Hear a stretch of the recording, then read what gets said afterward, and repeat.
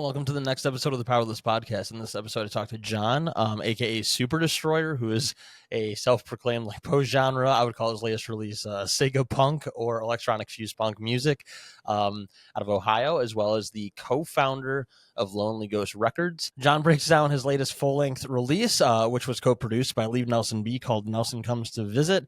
Talks about the overarching concept with it, the sort of meta-narrative, how it's connected to both sort of the perspective of self-aware NPCs in a video game, and also how it's attributed to John's real life.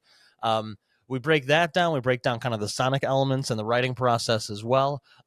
You will hear that later on in the episode. We kind of kick off that way, and then because of recent political events, and John's a very knowledgeable, very passionate, and very well-articulated guy when it comes to kind of political structures and political commentary, and just kind of looking at the world through that lens. So we started going off, and then he really went to it with kind of breaking down from his view all of the problems with the political system, as well as the fallout from the latest presidential election in the United States. So we do get to the breakdown of the album. The reason why this episode is so long is because John and I ended up having a very good conversation again about just the state of the world right now, and I didn't want to cut him off, so I just let him go, and he did have a lot of really cool insight, a lot of really good points, and was clearly had a lot to say. So and I mean that in the best way possible. So we talk through all that, and then we break down the album. Really highly recommend Nelson Comes to Visit. It's a very unique blend of sonic elements and styles and genres, from punk to emo to synthwave to chiptune to whatever the case may be. Definitely worth a listen. One of the most unique, and I mean that again in a positive light, albums I've listened to this year, and I really enjoy it. I listen to it pretty frequently on my commutes to and from work. So again, really happy that John came back on and did this episode with me. It had been about 10 months, I think, since he'd been on. I think we recorded right after the New Year's the previous time, so it was good to catch up with him. Make sure to follow SuperDestroyer on all socials. That will all be below, as well as for Lonely Ghost Records. Follow the podcast on all socials at The Powerless Pod. Email me at thepowerlesspod@gmail.com if you want to be on the show, whether you're an artist, producer, political commentator, journalist, activist, whatever the case may be. Do political music and mixed episodes, so there's something there for everyone. So check it out. If you enjoy what you hear here with John and I, or some of the other episodes in the backlog, definitely hit me up at any of those places. DMs are always open, as well as, again, through the Gmail, and that'll all be in the link tree below as well. I'll stop rambling here. We're going to get to the breakdown of Nelson Comes to Visit with SuperDestroyer on the Powerless Podcast. Thanks so much. It's all a loop. It's all a loop. It's all a loop. It's all a loop. It's all a loop. It's all a loop. It's all a loop. It's all a loop. It's all a loop. It's all a loop. It's all a loop. Yeah, like I guess like while you're looking at that a little bit, why don't you, like, you're talking about this is like a multimedia, this is more of like a multimedia project than just a release, and you're kind of explaining all of the intensive things you did to kind of put this together. For somebody, because I shared in my little Discord I had of the album art alone, of like that I was going to be talking to you this week, and this would probably be the episode I put out this week. Okay. And people were like, "Oh, the album art is so sick," and I was like, "Yeah, you should listen to the album if you love the album art, because it's straight up like sounds like a Sega soundtrack, and I know, like, from different things, from like the kind of the release you did with it to like, I don't know if this was just with you or with other, but there was like, you've done a lot of different things both through Lonely Ghosts as well in general with other releases of like these sort of like interesting like web pages and all these different sort of rollout things you've done, So that so was May Let's. Yeah, I did that. Yeah. So May made that video, and we were talking, and I was like, we should do like a website for this or something. And so like, yeah, I made that. I did that website from scratch as well. So you're like a really, you know what the hell you're doing with this stuff, even if it was all like trial and error for you. I fucking don't. That's the best part. I have no idea what I'm doing with this shit. But I do learn how to, and then I kind of know.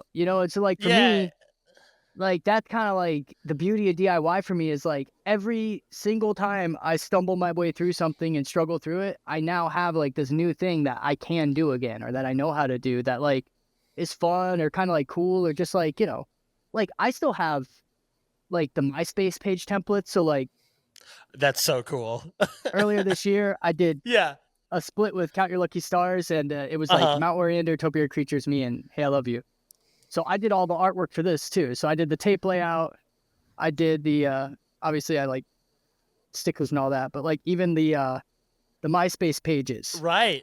Yeah, I And remember so seeing I those when made that release came out. Yeah, so that each was like song so has its cool. own, but that's a template, and I still could like I kind of wanted to do something more with that because like I made it into a template. Like literally every single thing about that MySpace page, I created the template so that I can change everything. Anything is customizable to be like whatever you wanted to say and do kind of thing. So it's like I do all this stuff lately from scratch. I think have you seen like so the artwork from the Halloween split? Hmm. I kind of my most recent one. I think I posted it yesterday today on Blue Sky. It's for a song called Murphy and Lewis from that. But it's like the Smash Brothers start screen with Yeah. I'm gonna yeah, look it and up like right so now. like I've just been having fun like kind of like riffing off of old stuff, but I make it all from scratch. So like I recreate it myself from scratch, and then like I can do whatever I want with it, which is pretty fun. Yeah, I think you should give yourself a little more credit of not saying you don't know what the fuck you're doing, because I mean I'm pretty sure you do, because this stuff is like I remember when I first saw the one for Nelson Comes to Visit, which is the latest album and collaboration you put out, but even since then you put out another song. You're just doing Couple, way yeah. too much this year, man. Yeah. But that one, it's like that looks to a T like Sega, or even like somebody like me that was more on like the original like Game Boy or Nintendo end of things. Like you can still Yeah, see like how true to detail that is. So like I think you're shortchanging yourself a little bit, man. I I think you appreciate that. do know what you're doing. Yeah. I'm like I've spent like a lot of time in the past year, like not in a bad way, but like in a room by myself, just was like doing things versus like I think before that like maybe not doing things like creating things, right? Like before that with the label, I felt like I was always just like doing things more. So like I always had Yeah. something I needed to have done. It was a lot of like packing orders and like trying to like email people back and like all that kind of stuff. Where like this year, I've been able to spend more time on like diving into like graphic art and stuff. I was having a hard time like finding an artist who could do some of the stuff I wanted to do with the MySpace pages actually. That's how it started. Yeah. Very And niche, right? so Yeah. yeah, and so like I ended up doing the Marriers album cover. I did the covers for Oh the yeah. Marriers artwork. Yeah, I did the art for Marrier. And then I did the MySpace stuff. And during that time, I started getting into like the video game aesthetics and stuff. And so I've been like slowly like I guess I've been doing stuff for the label obviously for a long time, but like I've been leaning into like trying to like create like full like fully realized like multi-cover like fully aesthetically like flushed out kind of like projects versus like an album cover. It's like actually like a series of things and it's cohesive and I'm trying to like learn how Yeah. to do that.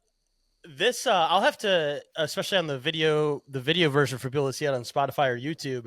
I'll have to put these pictures. I'm gonna bookmark. Can you bookmark on Blue Sky? If not, I'm gonna I don't think retweet. so. I'm gonna retweet this so that way or re-skeet it or whatever the fuck they call it. Don't call them skeets. You don't have to do that to yourself. Respect Yeah. yourself. Don't do that. But I had to retweet this just to make from like 24 days ago of you actually like posting the because I had seen this and just kind of forgot about it, of like the actual mock-ups you had for what you're doing Oh with yeah. with what you just showed me on screen just a minute ago. Like that is so original and so cool. You know what I mean? Like Thank it's you. just like Yeah. such an aesthetic that I think like is like obviously nostalgic for people from our age, or even I would say Yeah. especially people that would maybe be like a couple years older, like Yeah. as well, like For sort of like sure. the older siblings of us, or whatever the case may be, or equivalent. But for me too, like this is just like such a Yeah, throwback, and I was like so Sega Genesis was like I was like very young when that came out. I like technically yeah. did play it, but that wasn't like my gaming console was like the PS2 probably. Yeah, Like or for the me, it was like PS1 the was N64 was like the big N64. one That was for kind of me. young, but like Yeah. yeah, PS1 too, but like PS2 is like when I got into gaming. You know what I mean? Right. That was like more Yeah. like my like later That and elementary like school. Yeah. the original Xbox and stuff like that a few years Yeah, later and yeah, stuff like exactly. that. That's more like Yeah. what I think my generation I would consider like, Yeah, same here. like when Yeah. Halo came out and all that. Right, right. But this is like, regardless, this is like such a cool, really attention to detail, because like it looks exactly like a cartridge that would go into a Sega Genesis, like It to a is. T. I You know, bought, yeah. so I actually bought real cartridges. The Sega cases say Sega inside them. They have a little emblazoned like Sega lasered into them still, because what they are is they're the replacements for people who are collectors that broke them. And so they actually, there's a Oh, okay. whole market of like shells and stuff. Now they're a little hard to find and source. Some are dubious. Some are not what they say they're going to look like. So you have to be careful because there's a lot of like, the sizes matter too. And that's the thing. Like if anything's not sized exactly the way that you expect it, this stuff is 30 years old. It's not like you're going to go on the internet and it's all like specced out for you. A lot of this is like coming from like forums. I found stuff on forums. I found templates on forums that were wrong that I had to like correct, but maybe they showed me like the right dimensions, or, you know, I had to go off of like information that people have found themselves that they are trying to recreate like a case that they broke, or like the cover that got water on it, and they want to like print one out and replace it because they're collectors. So it's like, I basically just dove into this like very weird universe of like people I guess it makes sense that there's like a whole community of people doing that exists, but like I didn't ever like really like Realize it would you maybe know be what it is. Yeah, yeah, like I like, mean, like it's cool. It's just like a lot, like it's like huge, and there's so many people doing it, but it's just like unexpected. Yeah, for sure. yeah. So No, like that's so cool. Well, that kind of gets into a little bit though here before, I was going to jump into this a little bit later, but obviously we're not just going to talk about this because you've got a lot of releases going on, but I've been very like one of my favorite sort of like most unique releases of this year is your split with your label mate, on your label Nelson Leave Nelson B. The yeah, there release you go. was called Yeah, Nelson yeah, Comes to Visit. yeah. 10 tracks. So it's 20 technically a SuperDestroyer album. It's so Okay, like it okay. is a SuperDestroyer album, but Nelson co-produced it. Okay. It's definitely more of a it's considered a SuperDestroyer album. Yeah, Yeah. but I get you, but yeah, I'm just saying because, like, at least on Spotify and all that, you've got collaborative. the I know. Yeah, it's collaborative. collaborative. It's, yeah, Yeah. But what I really enjoyed about it, as someone who like primarily like kind of following your record label, and as you know, I've had a couple of people from your label over the past year yeah. come Thanks, by the on. way. Yeah. Yeah. Well, it was nice when we first talked. I think it was like early January, because I remember when we were talking politics, we were kind of making fun of the discourse around Green Day replacing like American Idiot with MAGA Idiot or something like that. Yeah. It They're feels like really a different getting world of political discourse at this point now, but that's Yeah, just like it's a kind of great what I new was world. remembering. But it got me into like this sort of like, I always use subgenre names wrong, but like fifth wave emo, synth wave, chip tune, all that kind of stuff. I actually had on an artist, I think you're familiar with them, Ultra Deluxe, that like kind of dives into I'm very those sorts familiar of with Ultra things. Deluxe. They've stayed at my house twice this year. Yeah. Oh yeah. Okay, so Yeah. you're very familiar. Yeah. Yeah. And like I was kind of getting into bands like that, or Blind Equation, where there's like this Another good heavier band. Yeah. aspect, but like it kind of incorporates some of those really electronic sounds that you kind of like your label kind of opened up for me in that vein, because usually I'm just listening to like, let's be honest, like new metal and just gent and prog metal, and then some hardcore and some punk, and then a random sad acoustic album or something, and it was just kind of cool to dive into this, and I thought this one was especially cool with the overall, like, you were very specific that like obviously there's some sounds like I should have put down the specific note of which one I was thinking of, but there's a specific song where you're repeating a line over and over, and then you've kind of got the like Sega Genesis synth wave kind of stuff going on, and then it just kind of goes into kind of emo acoustic guitar for the end of it. Do you know which one I'm talking about? Is it? It's that 91 Crown Vic. Saturnville? Oh, Saturn. Is that, it's because it's on the, I'm trying to remember which one it is. It might be Crown. I was listening through. I usually I listen through today all through again twice to just kind of like have it fresh in my head. Not like nitpick things. It's kind of no, I get it. and then you end up forgetting which song is what, and it makes it worse for you. I'm terrible with song names and stuff, especially. So like, trust me, I like think of albums, and I kind of just like, it's like I like the third song on the album, and it's like, why don't you know the name of it? Yeah, I know. It's fine. 91 Crown Vic is the one that's like an chopped acoustic guitar. Is that the one? Yeah. Yes. So that's so that one, Nelson did the acoustic sample. He found that and chopped it up, and then I did kind of everything else around. That's So really that was like a cool. very, yeah, we kind of switched off, what we would try to do. Yeah, I think like the whole album is really cool because like you're able to kind of interweave these sort of like these sounds that are very, to me at least, from someone that's probably less in depth on this sort of genre than you are. There's little elements you'll have of like these heavily distorted guitars coming in, or like I said, it'll switch from sort of that like Sega Genesis synth to like this emo revival guitar, whatever the correct genre would be, and it was just I don't very know either. seamless. But like it was cool how much you stuck to the sounds, like overarchingly being this, like we just said, like this Sega Genesis aesthetic, but then you've got like emo vocals going over the top of them, or like I always think of your vocals as being a mix of like, kind of modern emo bands and like some of the like skate punk bands that I would listen to over the years. That's exactly what I'm going for. Yeah. Because I heard it. I remember the first time I listened to you for the previous episode we were doing. I was like, this sounds like if like Fat Mike had a little bit more melody to his voice, like in one of the songs and stuff like that. I did just see No Effects play their final shows like a few weeks ago. So yeah. Oh yeah. See, Yeah, so I'm not out of the No, you're grounds in of my reality here universe. at all. Yeah.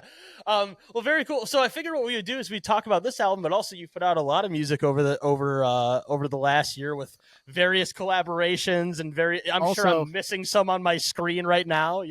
This What is is the that? Sega Genesis synth. I just happened to, I was about to put it away and I just realized I was like going to show it to you, but like this is the Sega synth. So if anybody's curious, it's called the is that Live what, in like, Mega Synthesis. That's Yeah. what you use for the entirety of because I know you said it's on the Mega. Yeah, Wait a minute. yeah, okay. Yeah, So is it that's turned sick. on? Wait a minute That's here. so I sick. can 1 second, we'll see if you can hear it. I can so like obviously, I'm still playing this stuff, but like as I do it, I record it. A lot of them are actually not like programmed, they're like live samples that Yeah. are like recorded for certain measures. Just because I like to have a little bit more swing in it and I don't really like Mhm. the super robotic. But yeah, so like I saved like a lot of stuff in here. So let's see. I can find one real quick. All right, so here's Halloween City. That is awesome. Yeah. But like, and then you just like, I'll mess with all the samples and stuff. But like, I tried to save them all in here because eventually, Nelson and I've talked about like trying to do something maybe live eventually. That's a big what if kind of thing. But like, I think Yeah. saving them in here would do a lot for that. So like, this is a very cool Well, synth though, yeah. because the way that it works is like, so FM synthesis is what the Sega Genesis technically uses for their music. Chiptune is like Super Nintendo. So these three are FM synthesis. So here, actually, I'll turn it back on just so you kind of get the difference in the idea. Because I don't know, people might care. I think I they will. geek Yeah. on this synth. I geek on this synth a lot. So like, I'm all for this. This is fantastic. and also I've seen people posting about this recently. Like, oh my gosh, check out this new synthesizer. I'm like, I've made like literally 30 songs on that thing already. Like half of the banks are filled. Like I like literally. Yeah. So I have Yeah. 5 songs that I'm working on right now. Plus I have 2 albums that are, one is made with this also, and it's going to be with, it's not like 100% until we start like having stuff like put together, but like Caleb from Hey I Love You is the other person co-producing that Oh, one with me. cool.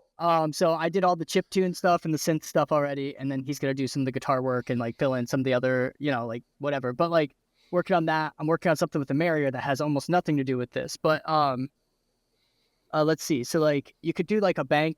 So it's like let's say like brass, or what is that? That's strings, wind, brass. So it's like it's all chiptune sounding because it's that FM synthesis. But then it has actual. That's It's so just cool. actual chiptune, and then this one is a sample bank. So it's like, it's kind of neat. You can program stuff in there, but it's just like the sample bank for number 6 is like all the video game sounds for the soundtrack. okay. So it's like, it'll tell you like this one is from like, these are the sounds from like Alien 3. And it's like, Oh, that's why so Sonic, cool. so like, we became holograms long ago from Nelson Comes to Visit was originally called Sonic 3 because the drum kit is from the Sonic 3 soundtrack. That's why it's called that. So like the synth That's tone, so cool. yeah, so like that's why I love this thing. I also bought another one that I don't know how to like totally use yet, but this is for ambient synth. So it's like you literally build like your foundation tones that you want. You can pick from like 4 different types, and then you just build on the tones, and you like put the effects on them, and you create ambient synthesizer music. And so like I kind of want to do something with like this with Nelson next time, with like a little bit more of like Yeah. a bedroom pop punk feel. I don't know, but like Yeah. I'm getting like into these. The thing about these synths is like these Sonicware synths are like $250. that Sonicware that I just showed you for the Mega Synthesis was $250. Yeah. I bought it for myself for my birthday because it was like I wanted an OP1, but like I can't afford an OP1. So Yeah, no, I don't, yeah, definitely. that's like they're Like, like $1,500 if you could find a cheap one, you know. So like, yeah, so I bought this, and this ended up being better. I love that's what I love about your music though, John, is you, like you said earlier, you like to put a lot more swing, a lot more like sort of the analog feel into like a lot of these electronic songs. And I noticed that in a good way. Like it feels the same way that like a lot of like, you know, sort of like a punk band does with their ebb and Yeah. flow of the, you know, and I do think like, while there's nothing wrong with like what a lot of other electronic artists do, where it's a lot of MIDI and a lot of like straight to the grid stuff, I do think it adds a little bit of a unique character to your music throughout all of your releases that you've done. It makes it since manic, I followed kind you. of. Yeah, You know, it gives yeah, it like a yeah, little bit right, of a chaotic energy to it that like I feel like Super Destroyer is chaotic energy to a certain degree. It has to have a little bit of it. So like It's got to have a little bit of that frenetic, like realness, is this? yeah. Yeah. Like I grew up in the punk love scene. that. I went to punk shows. I like bands that didn't know how to fucking have the guitar and the bass and the drums like perfectly on time with each other, even live. You know, like I think that there's a certain charm to like kind of the roughness of stuff that like I like really polished production a lot, obviously, especially for certain genres of music or whatever. But I do think that we've kind of polished ourselves out of like any sort of authenticity or like realness in a lot of what we do. And even like a lot of the stuff that is like maybe not overly polished is done in such a contrived way of like being perfect while trying to be imperfect. And it's like, no, the way you put a fuck up in a song is how you have a fuck up in a song. Like sometimes you have to like riff off yourself a little bit and be like, I didn't mean to do that, but I think that's adds more character to this part of the song than if I would have kept it perfect the way I had intended to play it or whatever. So like Nelson, when he and I got together and were recording this, it was like something he pointed out a lot, which is he was like, you're not like a jazz musician, but like you play, like you compose music like jazz does, where like you kind of roll with like the like, I don't want to call them mistakes, 'cause I don't even think they're that. It's not like it's like a sounds like bad. It's just like the unexpected. You try to like go in and lean into those like little unique characteristics in your music that instead of saying I fucked up, you say, what if I roll with it? What if I improv off that? What if I try to do something unique? And you might do it 10 times and it sucks and every single time sounds totally different, which is frustrating when you really like the first one a lot. But like, you know, I think that adds like something that's like, yeah, a little bit different than just like feeling super maybe electronic, which I like, but it doesn't give the same vibe for sure. Yeah. You're the DIY punk man's electronic artist, right? That's kind of what you can go with. Yeah. Well, I guess like you know, to dive into this a little bit, and then maybe later if we want to, if we feel like berating ourselves, we can talk. We said we talked a little bit a while back that we might we were initially gonna record this before I was feeling like absolute garbage on election day. That would have been a grim conversation, and yeah, it kind of works out. We're doing it different, yeah, because you know, man, that was you know, I saw it coming. I don't know. I saw it coming from a mile away. I never bought into the lived up cope shit that I saw. I never thought Kamala had it because when Nazis show their face in public, they've already know that they can. The minute they can, no, Kamala wasn't winning. And like, that's what people didn't get. The culture already shifted. You actually have to offer a counter thesis to this now. Otherwise, these people are already here. They're accepted in certain spaces and they know they can be.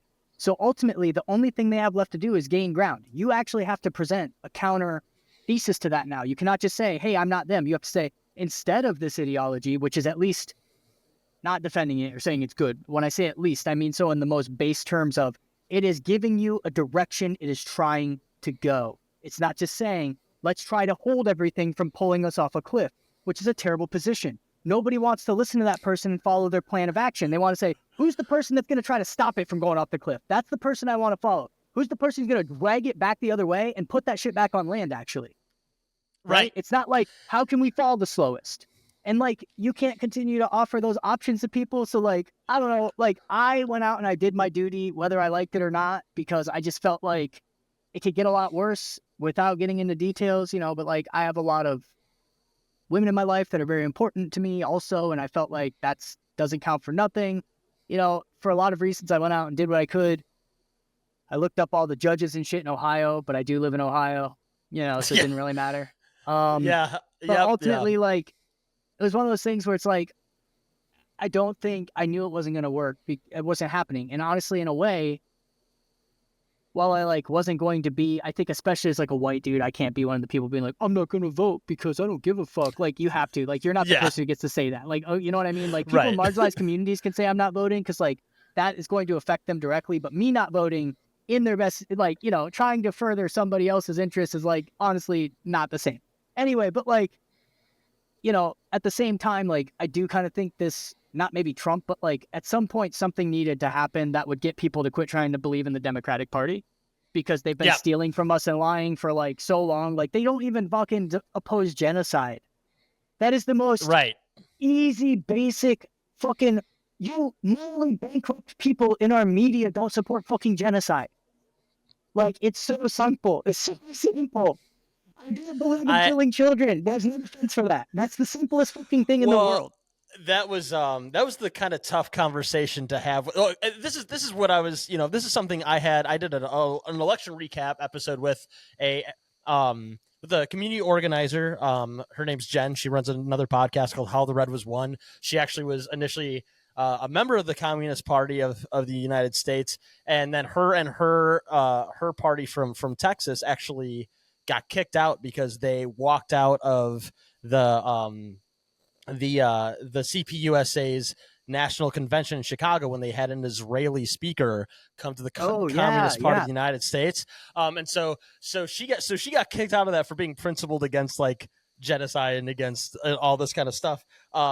And so I thought it'd be good to have her on because she came from a perspective of being an organizer, being being someone that's very knowledgeable, someone who's, you know, a woman who's lived in Texas, who has been living under an abortion ban during the Democratic Party, and they did nothing about it.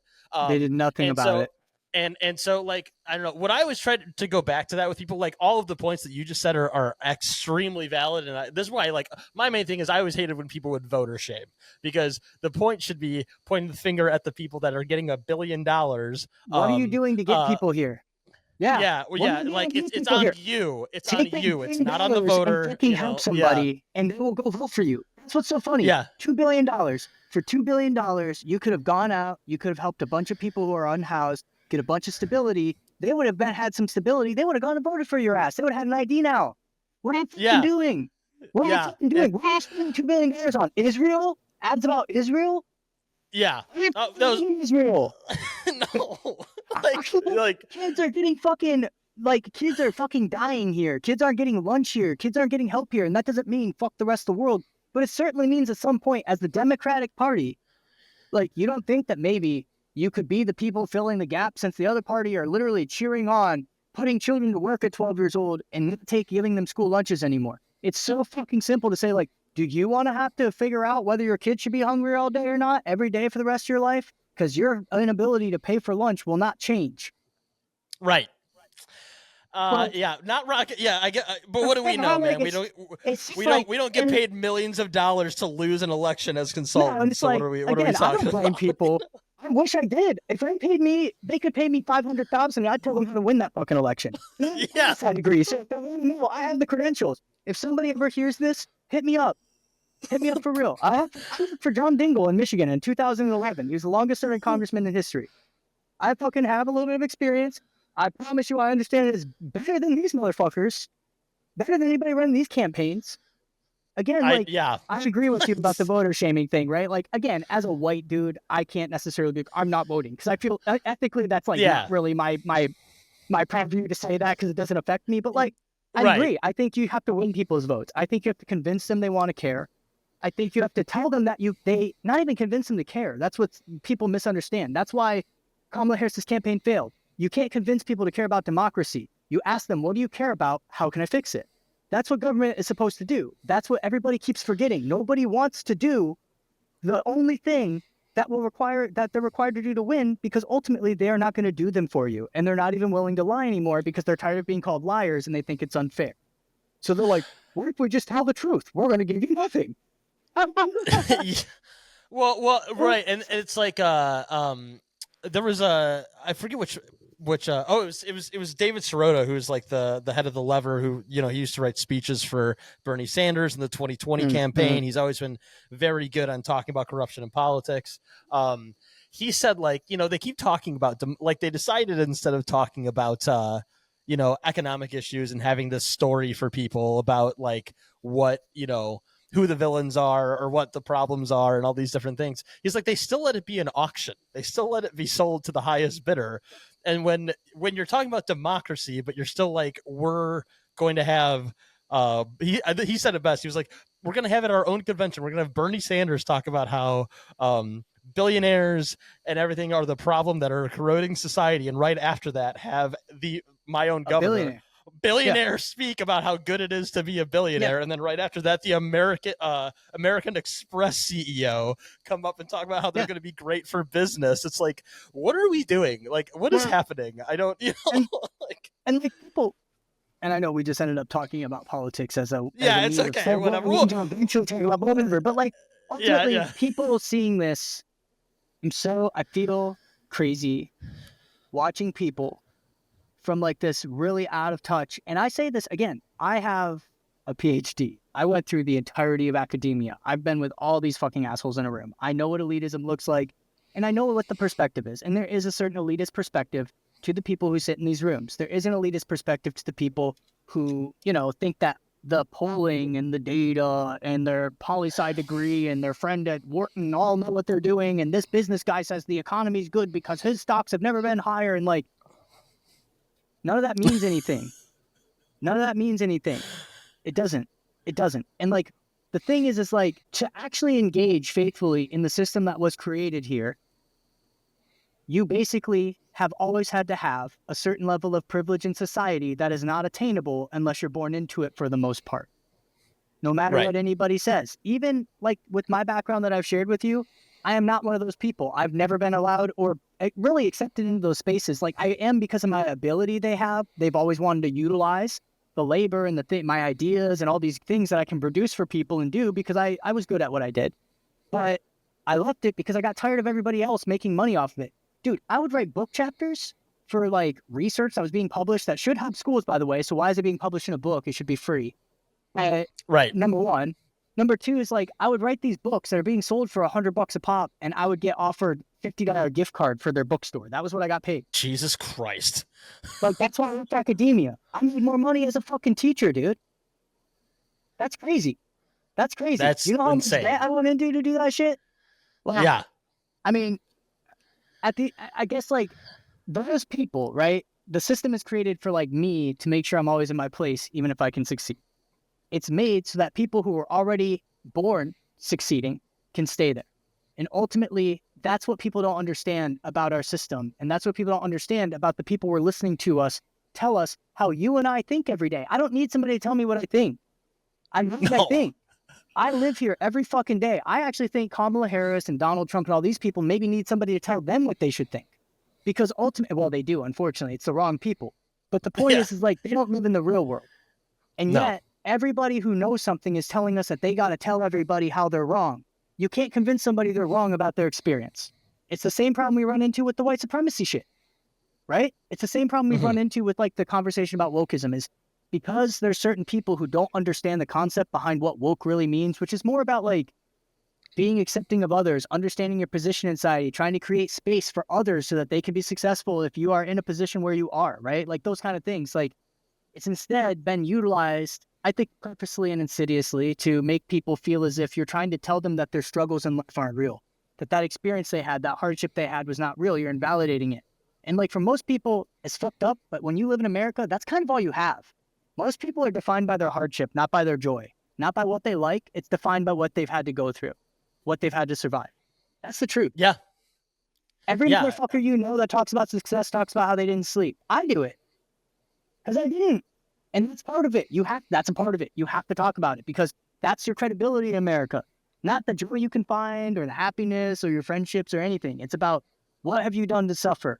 Do you deserve anything because of it? Yeah, I mean, it really does boil down to a lot of times when people talk about credit, like, and there's a whole other thing we could get into about how people seem to only view politics through their own personal experience or like what's happening to them, and they can't fathom when you talk to them about this stuff that you're thinking that like this might be better for society at large, even if it's not, there's a whole other thing there. But like, yeah, it really does come down to, for a lot of people day to day in this country, and not just here, like a lot of Western countries, but here it's on steroids as always compared to other Western entities, is like I know my life has been hard. You need to suffer too. And until you've suffered the way I perceive myself to have suffered, you don't have a say in the conversation. And Yeah. and a lot of it is just like, but it's like, that's not how things actually objectively Should be, for sure. should be. But that's Yeah. it is like the sort of it is the sort of like baseline for conversation and for rhetoric within the United States. That's absolutely true. Because I think that like we've become so callous to all suffering for so long, like we have to be callous to our own suffering. That like the idea that somebody else might not have to go through that experience for a lot of people upsets them, maybe because they are still suffering, right? I think that's what a lot of it comes down to. It's like, I obviously, as somebody who maybe with the politics that I have and the perspective of the world I have, don't view the world that way. Like, I don't, if anything, I think it's fucked up that I had to suffer through it, and I'm mad at anybody else who would make it continue. I think it should be easier for somebody else to do what I've done, not harder. Right. I always think that. If I have upward mobility, it should be 10 times easier for the next person than for me. That's how the system should fucking function. How do we make this better? How do we make it easier for people to like do things, occupy spaces that they want to occupy, succeed in life, provide things that they need to provide, right? But like, I think Americans are taught to be very individualistic, that they're pulling themselves up by their bootstraps and all this stupid bullshit. And like, they're also told that you can be Elon Musk, and that Elon Musk pulled himself up from his bootstraps. And like, talk to the average, like, I say this very precisely, talk to the average gym bro. And you'll see that like, they're not really an evil person. They're very, very misinformed about what success looks like and what causes it. All of them will tell you that it's all about how hard you want to succeed, and not all about the opportunities that you may or may not have. Like, every fucking person who's successful was as lucky as they were good at things. Yes. Like, Yep. period. Like, anybody with mega success was as lucky as they are good at things, or they were basically born into it already. Like, everybody else, it's like a community effort. It requires a lot of time. It requires a lot of resources. I mean, think about like what my record label does. That's money out of my pocket that I'm handing out to people to give them money that they don't have, to buy things that they want so that they can make money so that the next time they have it. But somebody has to do it. And I don't fucking have any money either. I started this label when I made $18,000 a year. You know what I mean? Which is why we keep it really low. But I've had to do, like we were talking about the art stuff earlier, like that's how I've learned to do all this. Was it costs, let's say $250, $500 for an album cover, a couple album covers. It costs, $250 for a banner. Also, the album cover at least is going to be released. The banner is never going to be released. It's just a thing that will only lose me money if I pay for it. Eventually, you learn the list, like, I can do this myself, and that allows me to like help these bands do this stuff. But like, I try to explain to people, like, technically what I'm doing is basically kind of socialism, because there's not a lot of like back end on it, right? There's not a huge cut for me. It's not a lot of like, I'm effectively trying to create a model of socialism. And if you notice, people can still make money. It's not that there's no money to be made, or there's no levels of like, I guess, things you could have, or you know what I mean? Like, but like, I try to explain that to people, like, your grandparents are socialists. They love Medicaid. They love fucking Social Security. Like, it's all about the fact that we don't present any of this stuff that way. And so we tell everybody, like, you're going to be the billionaire instead of you're going to be the person that needs something. And like, it's all based on this idea that people who are suffering deserve it. And we tell ourselves that too. How many times have you told yourself that you deserved something that was bad because maybe you didn't study hard enough, or you didn't try hard enough, or... Yeah. Well, it goes, I mean, it's all politics, but it goes back to like what I've thought about a lot lately, especially when it comes to, I think Gaza and Palestine this year has been an eye-opening thing, not for just like the direct obvious thing, which is that like we're literally watching like a Holocaust happen on live streams, and on live we're TV, seeing, yeah. on live TV, or like you can pull open your phone on a Internet, given, yeah. you know, you can pull it open before you go to it's work rough. and see all those different things, and knowing our complicity with our tax dollars and all that different stuff. But it's also informing on this kind of level of individualism that you're talking about when it comes to apathy on the subject. Yeah. Right. Because it's not just, to me, it's like, it's not just about the raging psychopaths, whether they're everyday people or, more importantly, the people in power that are cheering this on, or have like completely like crazy, rapture endgame perspectives of why they want to support this and all these different things. It's the people that will see that, and then you bring up, like, as an example to the election, everything you said as well earlier about like it's not my I'm not in the position to not vote and all these different things. All that is accurate, and at the same time, you'd have people that were. It's one thing to vote; it's another thing to promote and to literally dismiss people for their concerns. Person to vote for Kamala Harris, because the only reason I voted for her is because I live in a deeply red state, and Donald Trump is going to obliterate tons of people I know, including all of the vulnerable people that I'm friends with who live here and will no longer have any rights to healthcare, any rights to fucking bodily autonomy, any rights to being bailed out of prison if they fucking protest, because you're allowed to kill a fucking protester here. If they're blocking the street, you can literally kill them. We have 0 concealed carry permits. You don't have to own a permit to own a gun in Ohio. This is literally fucking Mad Max world. And like, that's the part that people also have to understand about, like, why we do need to just let this shit devolve and then restart and then rebuild. Because literally, I live in Mad Max world. I live in a place where I can go to Walmart and buy a gun right fucking now. So like, I'm a little concerned about the fact that like every branch of government is run by a fascist, and I have a daughter who's 10, and I have a wife, and or a partner, and what I mean, like, it's like you're always in this situation of how fucked am I and how fucked is everybody else, and that's not actually what it's supposed to feel like. And like, and like Kamala Harris telling people that genocide doesn't fucking matter is crazy. Well, sorry, go ahead. I was gonna say, but here's the thing about it too. Kamala Harris didn't ever need those people to care about genocide. All she had to do was offer something good and be opposed to genocide. That's her fault. All she had to do was say, yo, I agree, groceries are too high. I don't care that people are calling me a communist because I want to cap groceries. I'm going to shout it from the rooftops because that's actually a decent policy. And like, she didn't do it. Right? I mean, like, that's the thing about apathy is everybody's apathetic, but we've always known this about American voting. People are single issue voters for the most part. People are very uninformed. They care about one thing. And like, you can't get people to give a fuck about things that are happening to their literal family members. Right. There are people who voted to like deport undocumented immigrants who are quite literally their family members. Like, it makes no fucking sense. Or themselves. Because I'm not like a criminal or whatever. Like, but again, like, that's where I think we have to like think about, like, I think the problem is that as long as we continue to allow everybody to talk about us, we're not talking about them. And them is the real problem. It's all these rich fucks who don't give a fuck about anything that happens, because honestly, 70% of American people are against fucking genocide. Even Republicans, majority of them are against that fucking genocide. The Republicans are an anti-war party on their face now. That's the craziest development over the past 4 years. It is insane. What's crazy is they're just lying. But like, it's so people cynical. want it so bad. Right. Yeah. People want it so bad. But what does that say? Like, again, so dude, like, for real, right? Like, we're not political strategists. But just based on that single fucking thing that you heard right there, I bet you and I could sit in a room and be like, you should be against the genocide. You should be against any more arms going into that region. You should be against like any foreign interventions or wars, or like, let's like really run on a platform that says like, we're not interested in continuing to do those things. But why won't we? Because Lockheed Martin and Raytheon are also, their stocks are owned by Kamala Harris and her husband and Nancy Pelosi and Donald Trump and his family and the Republicans and the Democrats. And they run our entire government system, and we give them $1 trillion a year. And like, that's why, right? So like, the entire American population hates the fucking war, and our entire country is driven by it.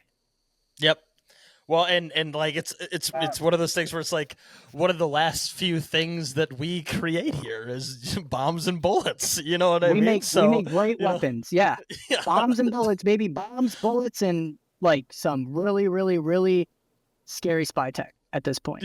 Yeah, that's what we got, right? So like, Actually, I'm gonna you go know, on that. We also have managed to take freedom from like an actual like concept into like a we've officially created freedom as a brand, which is like freedom with like a little asterisk next to it that's like does not include speech, bodily autonomy, basic human rights, free thinking, decision making. Like, you know what I yeah. mean? Like, it's really interesting how like we've taken freedom and now it means whatever Elon Musk agrees with, and like we've Oh. done something there. That's like, who did that? That's impressive. Yeah. Kudos to the demons that did that. Well, Yeah, that's well, that's even like you know, I think Elon and that other Ramaswamy guy, you know, they were going to be the heads of the oh Department my of Government God. Efficiency, and then that got announced. And then 2 days later, I don't know if you saw this, but the Pentagon just failed its seventh straight audit.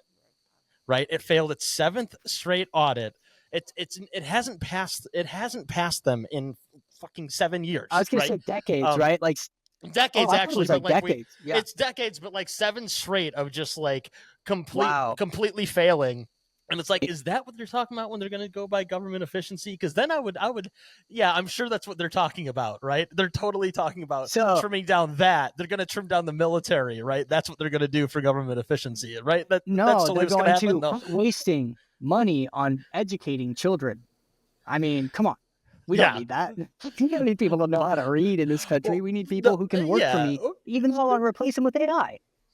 yeah, or yeah, the fact that like Americans on average have like a fifth grade reading level, that's not something we need to work on and have more funding to. We need to definitely cut that out. That's a So do you good way think to that go. You know, is that the grift? Like by making us dumb enough that they can finally get us to all use this AI bullshit in like 10 years? It's like, trying to figure out how to like get people to find value in this. Cause like all the people right now are like, I'm not that dumb, dude.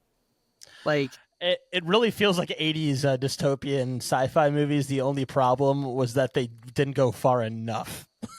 You know, like I that's genuinely how it think they just feels. like, they've been doing this for, I mean, if you follow, and I'm saying this kind of loosely because like it's not like I'm like have a encyclopedic knowledge of policy or anything, but I feel like you follow policies and the ways that certain actors within parties driving certain policies have kind of like pushed for certain things over the years and who's related to who, and like Mitch McConnell's relationship to like people like Strom Thurmond, for example, or Joe Biden's. That's a fun one too.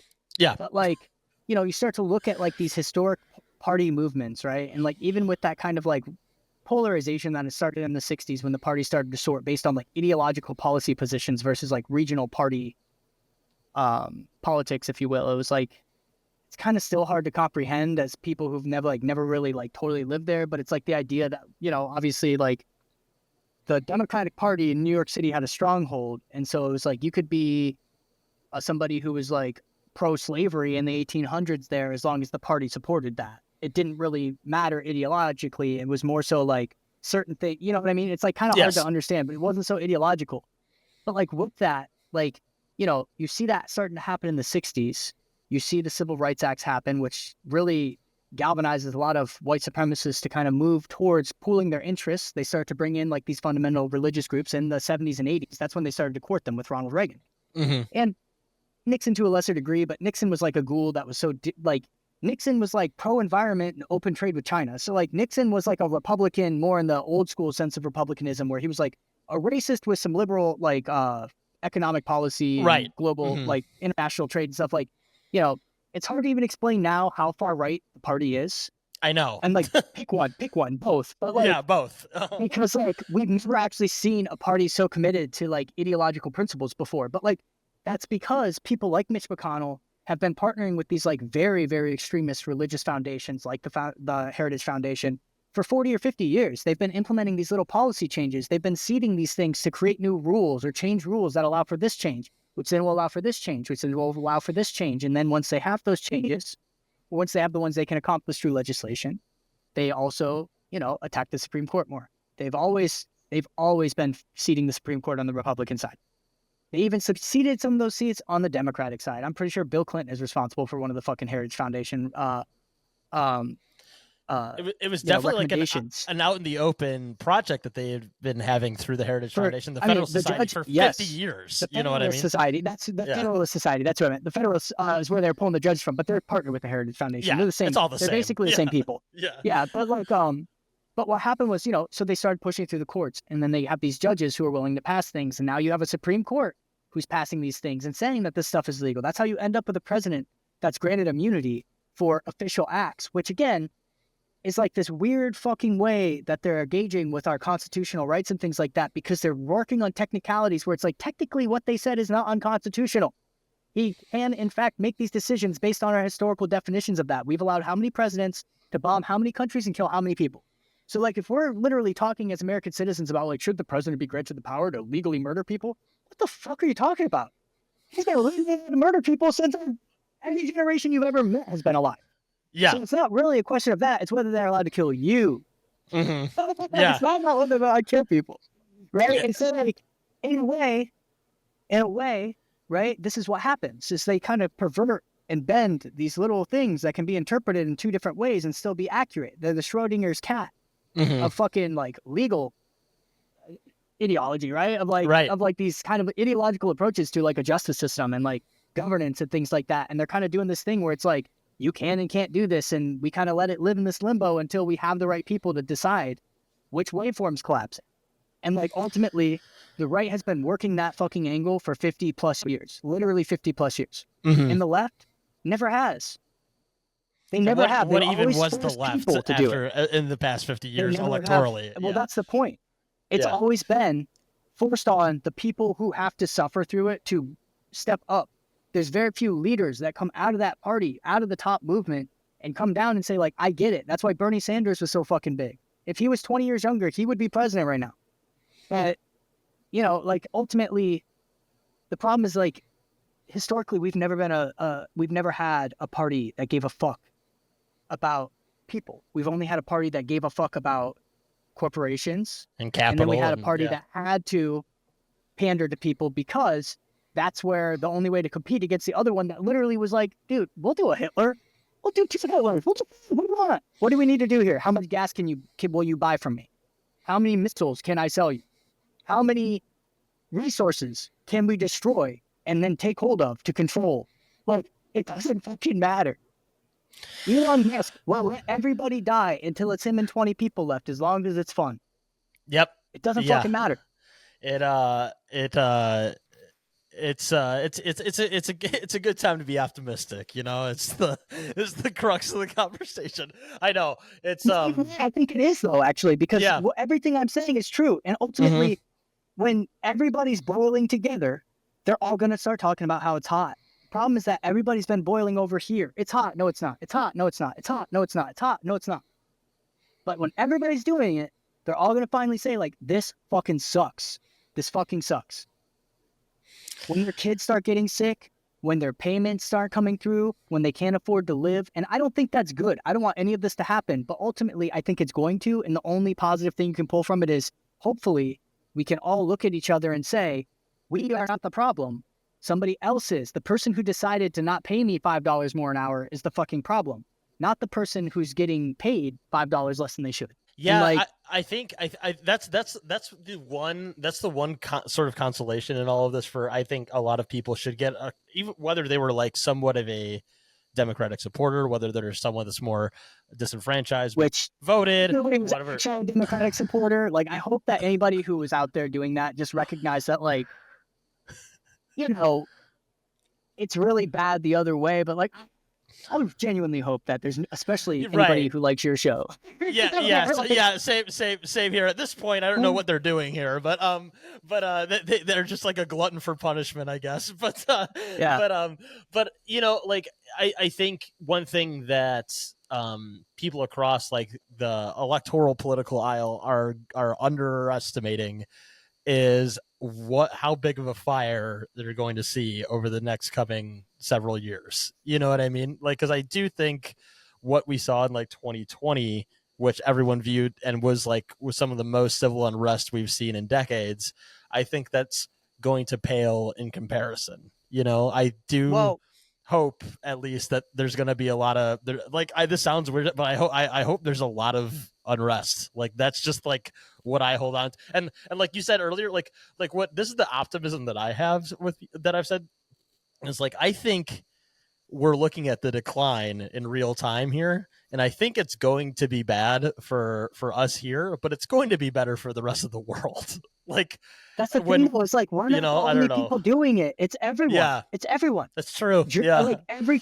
a country in the world is sliding towards fascism. It's because there is no such with thing few exceptions, as a country but devoid of. yeah. But it's because. But my bigger point is like it's like not in a trendy side way, right? It's like I think because capitalism is so entrenched in everything, because even the market is global, like you kind of can't escape it anymore. You can't escape this idea of like everybody's going to have to suffer the consequences of allowing people like Elon Musk to come into existence first. We're going to have to grapple with the fact that Jeff Bezos and Elon Musk and all these people exist and continue to exist. And as long as they are able to, I don't think that you can fix it. Because as long as a system is in place that allows those types of people to continue to get richer, and I'm not saying go fucking chop their heads off, because of course I would never advocate for something like that never, on any public space or platform or even privately, Brandon. Never, ultimately, of course. Yeah. But what I do think is that at the very least, we should prevent it from happening again. Yes. I think that there should be new mechanisms put in place to prevent it from happening again. I think that people do need to start educating themselves and understand that when you're talking to Mima, who maybe is a Nazi or whatever, kind of light, right? We don't need to call them Nazis. They're not Nazis. They're MAGA. It's actually different. It's a different version of Nazism because it's Nazism built on cognitive dissonance. Yeah. It's Nazism built on cognitive dissonance. And Nazism originally was not.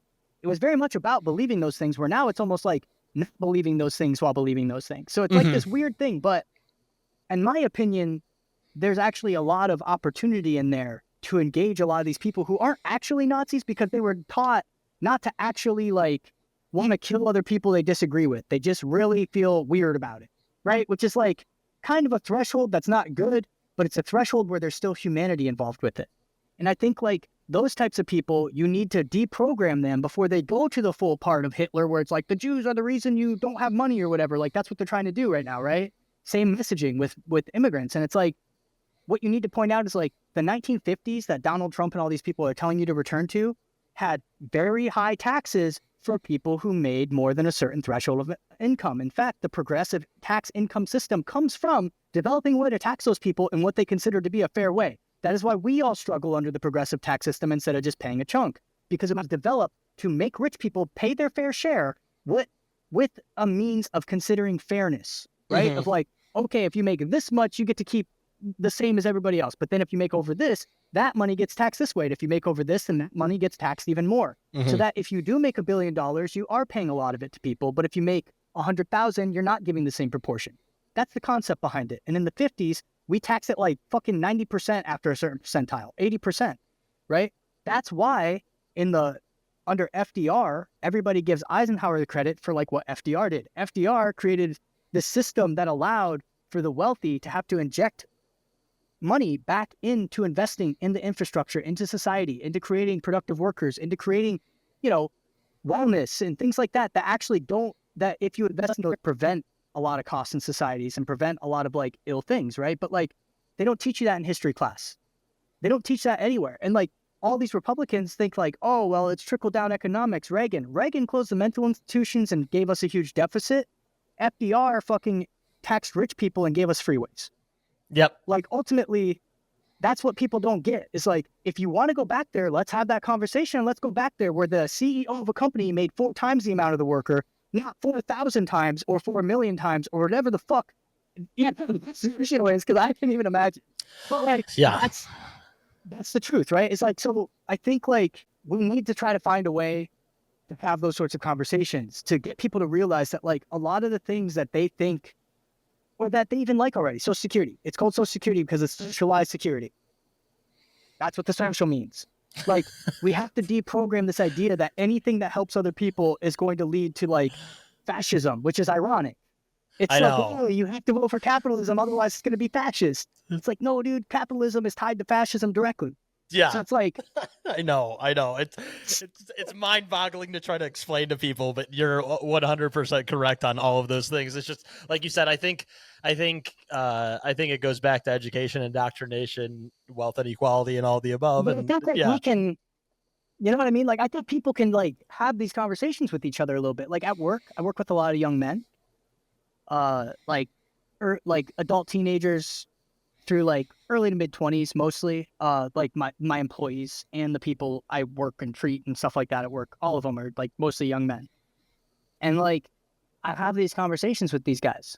I talk about like the fact that like, you know, when they're talking about like, well, I don't get this or I don't get that, or they were like openly say like, I don't get why people think Trump is this or that or whatever. Because again, this is like a 23-year-old dude who played video games and has watched the news like 5 times this year, yeah, right? Like he's not tapped in.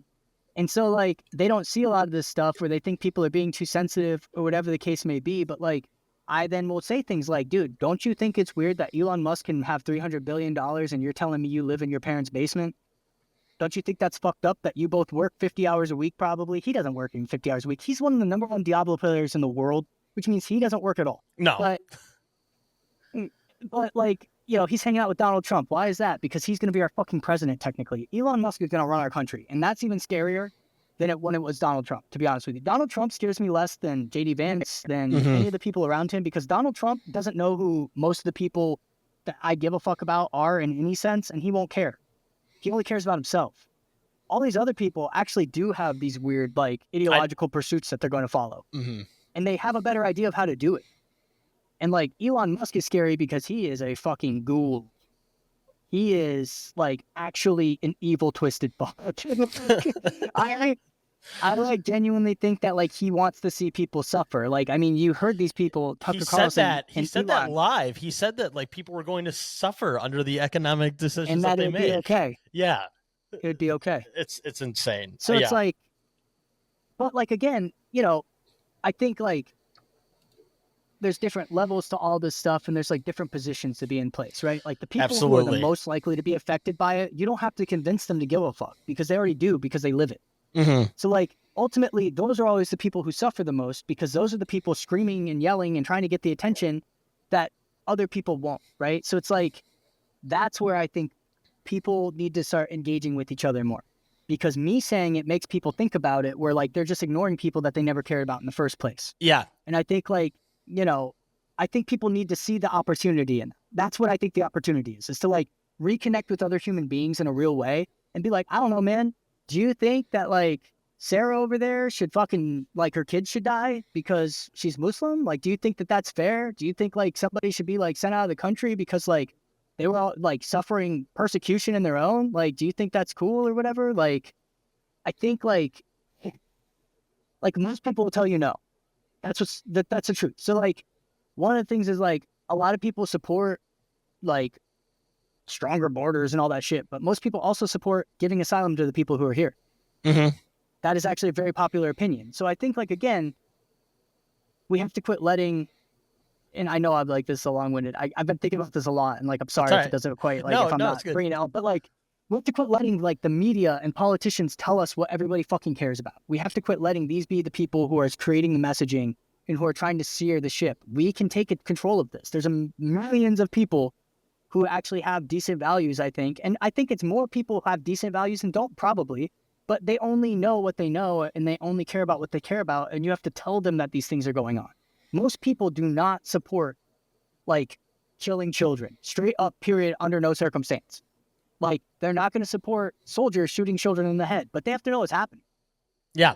And they have to quit being told that it's because the Israelis are trying to protect themselves from terrorists or whatever. Like, that's all they're hearing. Like, people don't get that. Like, the average person who's not on the fucking internet like we are, because we are extremely online, like, they don't see any of this shit. Turn on, if you're the leftiest lefty who's 50 fucking years old with like a kid in college, you watch MSNBC and you watch a bunch of Republicans tell you that Kamala Harris lost because she ran too far left. And you're sitting there thinking, I must be a fucking idiot for thinking that that was, you know, the good idea. We need to be more Republican because you don't know better. That's what the people who are your thought leaders are fucking telling you, that you're supposed to be a Republican, because that's what serious people are. Fucking Republicans. Donald Trump is is like the standard bearer. So I like, again, cognitive dissonance, right? It's Nazism with cognitive dissonance all around. And the Nazis are also the Democrats. That's the thing. It's all Nazis. Joe Biden's a fucking Nazi. Guess what? Joe Biden also supports genocide. What does this mean? Yeah, I know. Well, that's and then again, I'll make sure we switch here to talk about your music at some point. But that's, I talked to you a couple weeks ago. It was actually the day before the election, the day before I mentioned this a few times on the show. People should go check out the episode that I did with him. But I talked to a journalist from Gaza, that was in Gaza. That's sick. Abu Bakr Abed, and I asked him, the day before the election, I was making sure I was putting it out that day. I was like, what is your message to Americans or the people that are behind, what is your message but the day before election day for the United States? And he was like, it's going to be this, I'm going to see buildings blown up right next to me. If Kamala Harris wins, I'm going to see buildings blown up in my neighbors. He said, like, he did not mince word, just shredded. I'm going to see that under Trump. Mm-hmm. And he was like, and I would see that, and I know it's not going to happen because she got like 0.4% of the vote, but you would see that under Jill Stein. And he was like, it's not, and he's a 21-year-old kid in Gaza, a 20-year-old man, I should say, in Gaza. And he understood that it was like, it's the mechanisms that make your country your country. That is why this is happening. It doesn't matter if you get a progressive president. Like, this is something that I think a lot more people need to be sober about when it comes to, say, like we were just mentioning Bernie Sanders. I think it's a sobering thing to think about that at least for the first 6 months, we could talk about how it would have changed. It'd be a butterfly effect situation, but like, it wouldn't have been different. It would not have been different. Bernie, you know what I mean? No, like the military industrial complex wins. That is what America is. We are the military industrial complex. We are the prison complex. That's what we are. First and foremost, like, that is what we do. If you look at most of the money, how it comes into this country, that's where it comes from. And if you look at what this system produces, it produces soldiers and prisoners. And that's what we do. And everything else, a lot of it, your best minds in the country, what do they design? Weapons, lasers, fucking missile systems, new forms of energy that turn into weapons. Like, it's and spy tech and like anything progressive that we can do, even if it's like to fucking improve like healthcare. It doesn't become something that's implemented in hospitals in 5 years, but the weapons will be implemented in a year. And like, that's because we aren't a healthcare nation. We aren't here to make your life better. The American dream, while in some ways I think that there was some genuine belief in that 200, maybe 100 years ago, 150 years ago, I could see where there's a lot more maybe like opportunity in the sense of, you have this unshaped ball of clay, if you will, sort of thing. But like, the American dream is to fucking die of natural causes. That's it. The American dream is to hopefully die without cancer, without fucking being shot, without fucking dying because you couldn't get medical treatment, without, fucking poisoning from the food or whatever, without fucking lead poisoning fucking your whole life up. I mean, that's the American dream, just to like not just to hopefully die of natural causes. That's real. Not have a good time. Yeah, not have a good time. Just like not die young, not die too young. Yeah. And that is because we're on the precipice of being a third world country ourselves. Yeah, and some areas are already there, right? We're there. I mean, yes. I mean, unfortunately, like, we don't talk about enough the fact that there are whole regions of this country that don't have drinkable water. Flint, Michigan has not had drinkable water in a fucking decade. How in a world where we can create literally fucking holograms and we can recycle phones every fucking year and create something new, and everybody can afford to do all these fucking things, and the government can pay for fucking cyber trucks to be on the road for their fucking police force as a publicity stunt, can they not fix the lead pipes in a city that is poisoning whole families and creating a health crisis that literally is insurmountable and incurable? Because lead poisoning doesn't go away. Lead poisoning is fucking forever. And when you drink it as a baby and as a child, it deeply inhibits your brain development. I think I told you before, I used to work in special ed. I worked with clients, or not clients, students. I give healthcare to people, but like, I worked with students who had lead poisoning in Detroit from the paint in the houses. And like, it's like this thing where like you kind of cap out, it's like a big, like your brain will just like kind of hit a point where it's like, it's developed about as much as it's going to develop now. And like the kid I worked with, he was kind of like, about at the age of a 14-year-old when it kind of kicked in, and like it was interesting to watch him just kind of like plateau at that point. And it's not that like, you know, he's a person, he can do things or whatever, but it still was a challenge in his life. He had needed special need, you know, he needed special education services because of it. He needed some other help in his life because of it. And it's also something that requires, if you're lucky, the government's going to provide that for you. But now are they going to anymore? There's no Department of Education. There's no more like we created Flint, Michigan, one of the biggest public health crises in the fucking probably history of the world outside of like a pandemic. And we don't even talk about it. And we haven't fixed it. No. I mean, look at like places in Alabama and Mississippi and stuff too. They don't even fucking have plumbing. Right. What the fuck? Yep. What the fuck? Yeah. It's just a stark reminder, I think, for people listening that, or just the world, like that things. This is not like when people talk about this country with like rose-colored glasses. They're just talking about something that doesn't exist. And like you said, it's not even something recent. It's something that hasn't existed in, I would agree with you, in at least 100 years. You know, it's I mean, like, the 50s were like kind of the mm-hmm. the 50s were kind of like the ultimate sort of like peak, right, of like where it all went. I think that was like, look, these people immigrated here and now their kids have like these houses and these picket fences and all that shit. And then they were like, fuck everybody else who ever comes here. Everyone who isn't white, we fucked up by ever letting this slip for even a second. It's time to punish. And since then, it's been like all gas, no brakes. I mean, Reaganism and what that did to this country, the fact that it totally dismantled the mental institution system that literally led to the unhoused crisis that we still see today. Like, these are like cruel policies that are done intentionally because you can just like cast these people aside, and unless there's profit to be had, nobody gives a fuck. What's ironic is fixing the plumbing in fucking Flint would make somebody a fucking ton of money. Yep. There's a ton of jobs there. There's a ton of resources that you need to buy. There's companies that you're going to pay and invest money into. We're going to make millions of dollars to repair the roads that you're going to have to fix afterwards, to replace all the pipes, to like work with all these people. And you could have a legitimate, for real, FDR level government project for the first fucking time in probably, I don't know, 30 fucking years since the government's tried to do anything that big for like a real place just to help them. And we have the funding for it. Everybody wants Gretchen Whitmer to go run for president. Go fix Flint. Fix Flint, and then maybe you have an argument for why you should run for president, right? Like, you can't even fix Flint. Why aren't you fixing it? Yeah, that whole thing was absurd. The sort of like liberal darlings that were coming out over the past couple of years, and her included.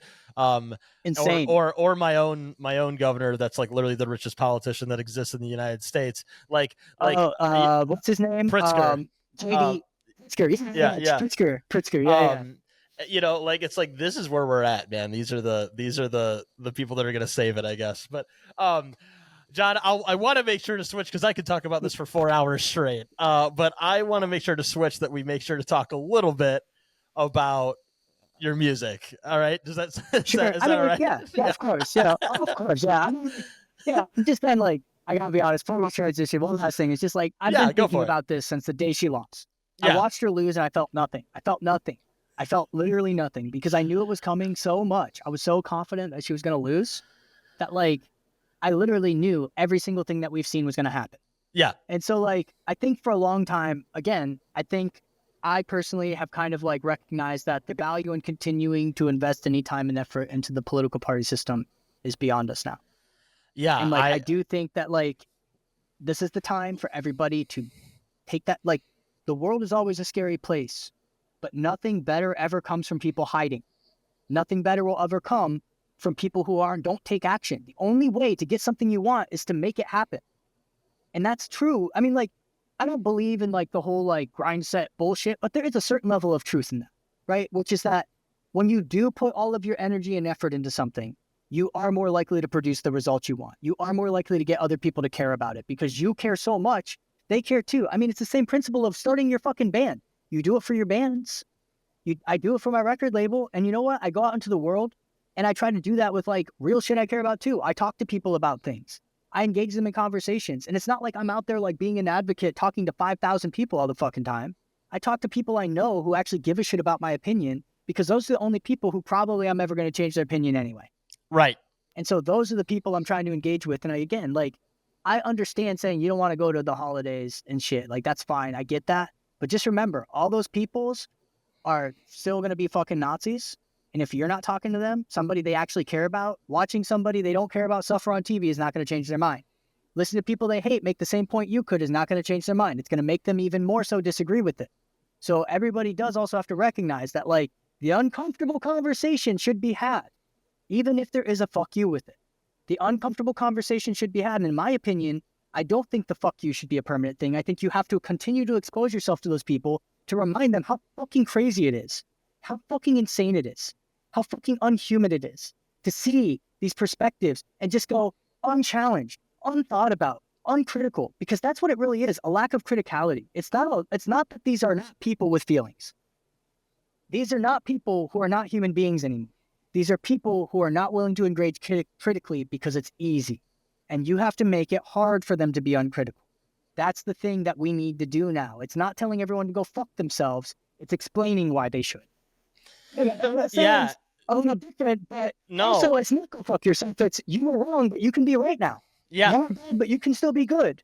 Mhm. You can always be good. You can always do a better job. You had bad thoughts, but like, dude, I grew up in a Republican household. I had a picture of George Bush on my wall when I was a kid because I wrote a letter to him. Okay? Yeah. I wrote a Yeah. letter to him after 9/11 for a school project, and I got a letter back, and I couldn't believe it because I was like 11, Yeah. and my grandparents watched Fox News every day, and like I had to learn as I got older.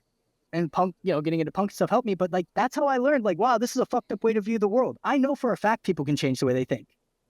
I've gone farther left the older I am because my experiences in life, like literal human empathy, has radicalized me farther left as I see that, like, the need for these things is there. These ideas are the only ideas that can make sense if you view everybody as a person, or like you believe that everybody deserves a certain level of like empathy or care. And so again, like, shit on Kamala Harris, fuck the Democratic Party, fuck Donald Trump, fuck all these Republicans, fuck all these Democrats, fuck all the billionaires. Yes, but saying fuck them is not enough, and people do need to remember that. Now it's not just fuck them, it's also explaining to other people why they should feel that way.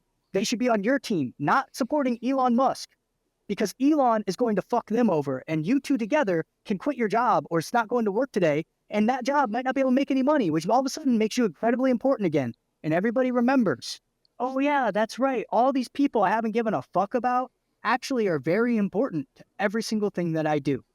But you have to convince those people that they care more about you than Elon. You have to convince those people that they're going to get more from caring about you than caring about Donald Trump. And as long as you tell them only to go fuck themselves, which is fine, again, do what you got to do. But like, I think people who have the capacity and the ability to engage in those conversations need to take a second to think if they should be, or whether they are in fact just running away from it sometimes. There's a time and a place, certainly, and it's not all the time, and it's not all the places, it's not all the people. But like, Kamala Harris ain't going to give that message out. So who is?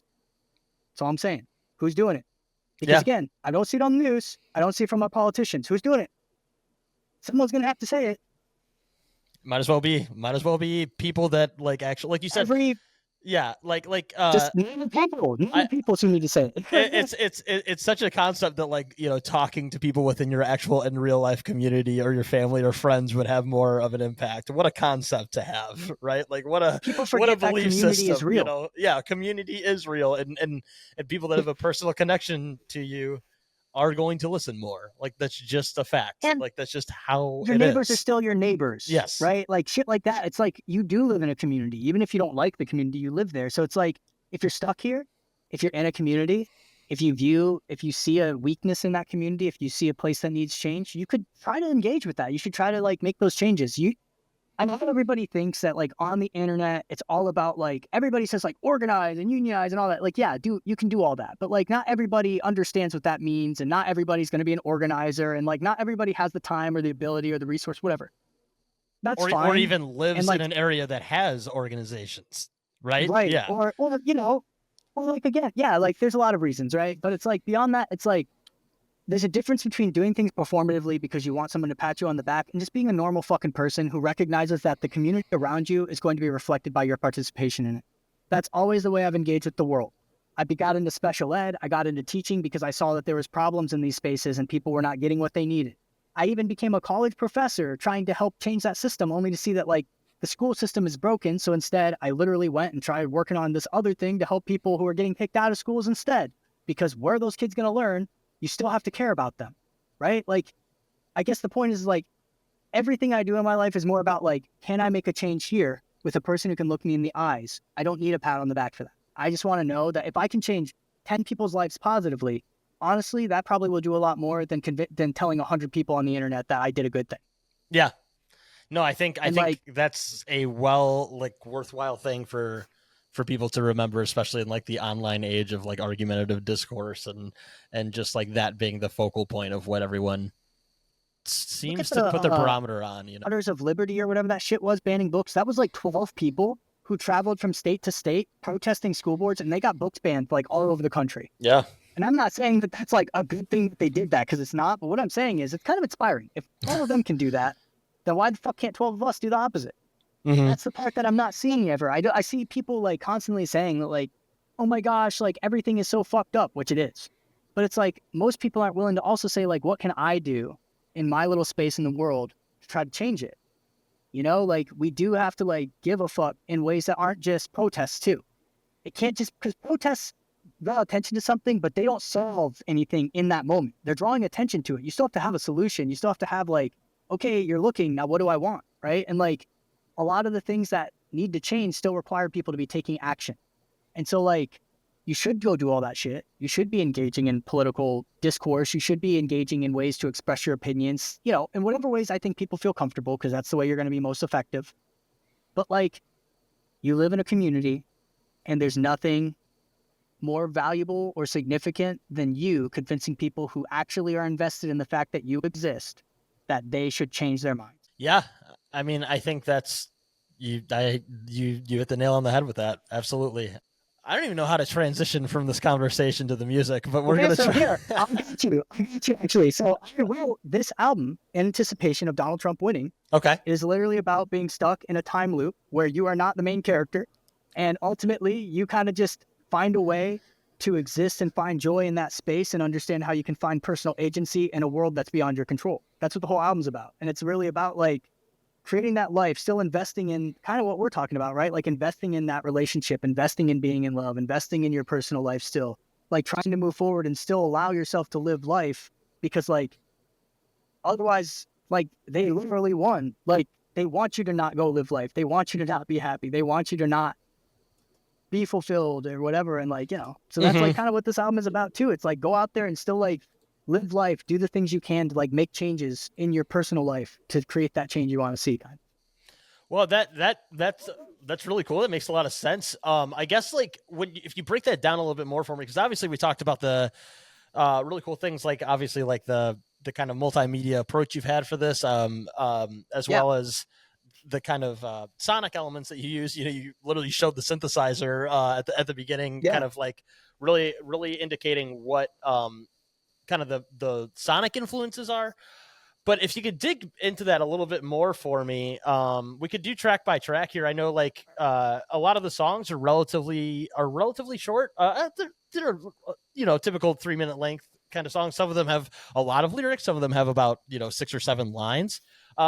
So maybe we could go track by track and just kind of where that whole kind of concept is kind of fleshed out, if that makes sense.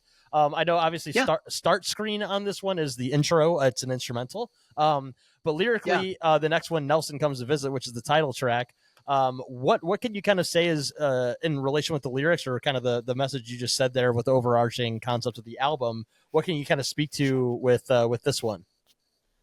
So Nelson Comes to Visit, just like kind of the concept itself is that like these two characters, NPCs, are in a video game. They kind of meet each other. They feel very familiar with each other. They feel like they've known each other from before, and they slowly realize that the deja vu is because they're living in a video game that keeps resetting, and they just are going to live the same life with the same decisions over and over forever. And as they realize their agency, they kind of are just like engaging in making purposeful decisions that are what they want in life. And that like that's kind of the point of it. And it's like kind of a meta narrative on like my own life and my relationship with my partner, which we've been together for 7 years, and like, you know, we've kind of been living in hell, right? So, you know, thinking about like how we, you know, found like good things and all the bad, you know, but also like Nelson came to visit for the first time, and I've seen him in person in probably like 10 years. So like, it was like making that time. So there's just like a lot in there. So with that in mind, the lyrics are going over just sort of like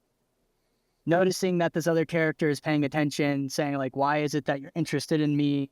And then it's kind of like the longer that it goes on, it's like, I realized I needed someone like you. So it's kind of like that feeling of like attraction towards each other, almost like supernatural attraction that I'm sure like people are familiar with, feeling like, when you kind of see somebody and immediately like feel a spark where you're like, what is that? Why do I feel like, you know what I mean? Right. Like, it's kind of like that idea. Yeah.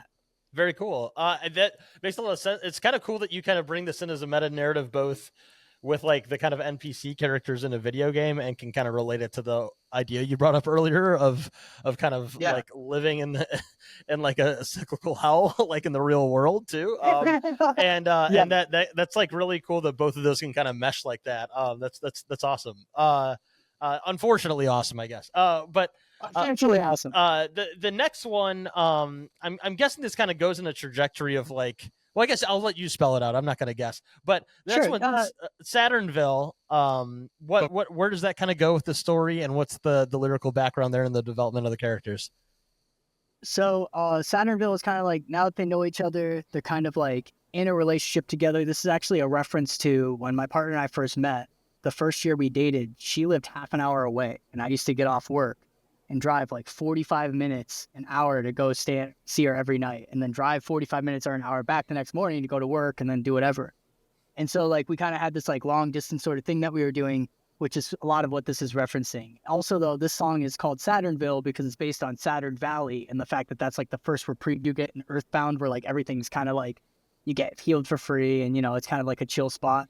So it's kind of like that feeling of that level kind of juxtaposed on like how it feels to like come home to somebody after like a hard day, and just like the way that comfort is there, Yeah. I really got that from some of the repeating lines. Or no, I don't know if this was one of the repeating lines, but losing all my cool, like an 80s tune, like an 80s duo, but without the animosity. And then just like the song ending with I'm pulling in your driveway. Like I figured that's what the whole thing was about. That's cool. And very relatable. Notes reference. Yeah. That's a Hall & Oates reference, because like I fucking love Hall & Oates, and so does my partner, and so I did the little I can't go for that in the background too, just a little. Yeah. Nothing like what was it that you labeled yourself as in your website? I think Sega, or this was a Sega Punk release with a Hall & Oates reference. Yeah. I love it. Absolutely, yeah. Hall & Oates is the shit. So, 100%. I'm so bummed that they're not friends. Like, I'm so sad. You don't understand how sad it is to me that like they don't like fuck with each other like that. Like what a tragedy. How often is it that you hear about those like major duos, and then you find out, like, even if they didn't break up as an artist, like some examples, that behind the scenes, like they don't even interact, like they're just like completely over. Simon and Garfunkel. Yeah. Right? They're like that too. Yeah. I think it's like, I think a lot of the times, like, I think it's common because it's just like so much of two people being together, and I would imagine that like people's egos, I'm sure, get in the way to a certain degree, but like that whole thing of like credit and like watching people kind of decide like who should be getting credit for what, and half the time they're like totally wrong. And like even with Nelson, like people are like, oh, I love Nelson's beats on this song, and Nelson was like, oh, John did the drums on that. I didn't do the good that song actually. Yeah. But like, I could see like as a duo, like I wouldn't give a fuck, and neither would Nelson. But like, if you really think about like a lot of those 80s stars, like a lot of them, one seems to be like more the star, and the other was always like the supporting act. And I feel like that probably the way that they would market shit was like very probably demeaning and like bad blood. Mm-hmm. Yeah, definitely pitting people against each other for the sake of the like ad revenue or whatever the case would be with the headlines, which is still what happens now, just in digital format, right? Well, and it's the licensing and the money, especially, I think that does too. it. Yeah. Fuck John Oates out of a bunch of the rights to the songs, and I think that's like what ends up happening is as the money starts to break one way or the other, if it's not like that 50-50 shit, and you know how deals are, they're terrible. I think that like that creates, I would imagine that would create like genuinely like a lot of bad blood though. Yeah, especially if like one's eating good and the other's not. You know what I mean? Especially when you're looking at the differences in wallets, that'll do it to a lot of people. Go to the next one, Snow. Again, pretty short as far as the lyrical blurb goes, but just kind of speak to what this one's about. Or I don't mean to just do lyrics. If there's anything interesting you want to say, no, about, you're cool.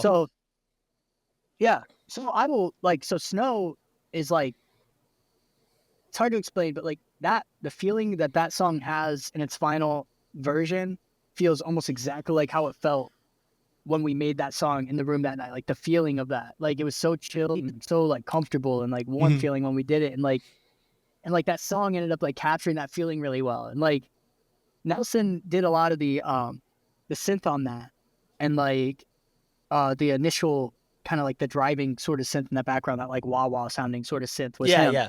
And like we kind of built the song around that. And it was like kind of like I added with the mega synthesis what's called a sitar sound. I don't know if that really sounds like a sitar, but it sounds like it's saying falling in love as the snow falls down when I'm playing it. It literally, that's kind of what I heard it saying, and that's why the lyrics are falling in love as the snow falls down. Also, it was the middle of February. It was literally snowing and dark outside. It was like the yellow lighting. It's just like, it was like a scene, you know what I mean? It's just like, I feel like the song kind of is like referencing that, like the snow falling down is like actually referencing us recording it in this room, and like how much I love the song, and like how it kind of sounds like it's saying falling in love. And like, you know, I don't know. It's just like, it's weird how much of the lyrics came from the ways that the instrumentals actually probably made me like feel initially, or like some of the initial like words of like free association I was kind of giving to them and then driving the lyrics off of. So like this one was just like, part of me didn't even want to put lyrics on it. Yeah. I really love the instrumental of that, but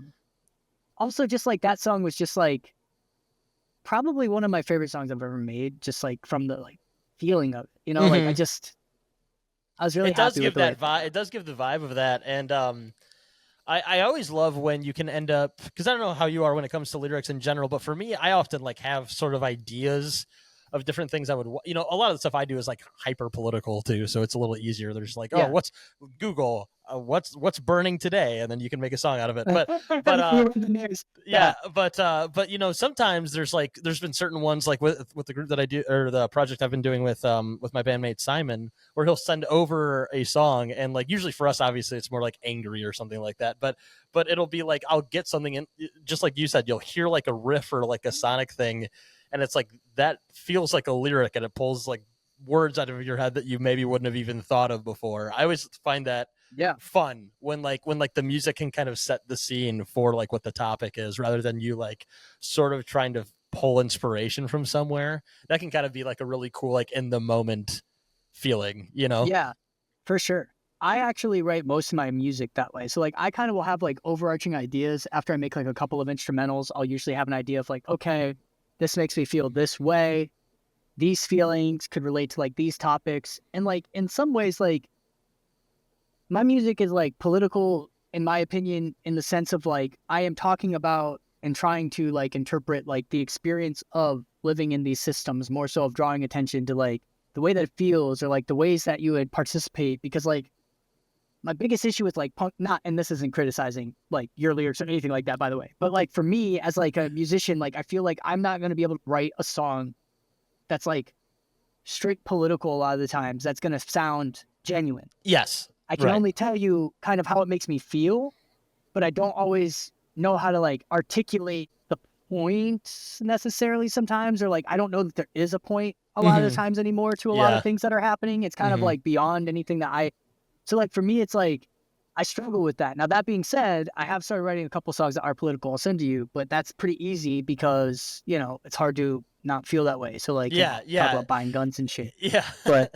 it can, well, yeah. And I think that's important because like I had on a political pundit, like I think it was a year ago now, that I asked him, you know, because he was a touring musician signed to a major label in Canada like 10 years ago or whatever, and I kind of talked to him, okay, like you became a political commentator now, like did music or art like kind of really help segue like into your beliefs or your concepts on your politics? Right. And he was like, it was like a gateway, but if anyone's like really getting their political ideology from a 3-minute song that someone's yelling over the top of, and you're not like reading more or understanding things more, you get into some really reactionary spaces. And I was like, that's correct. That's kind of like what happened with punk, right? That's kind of like what happened with like, as punk became less, like, I think less ideological and more commodity, it became more so about like saying certain things, but like, it's like how you ended up with people walking around with like Nazi shit being like, I'm a counterculture person, but like really, I know that was even early on, but like,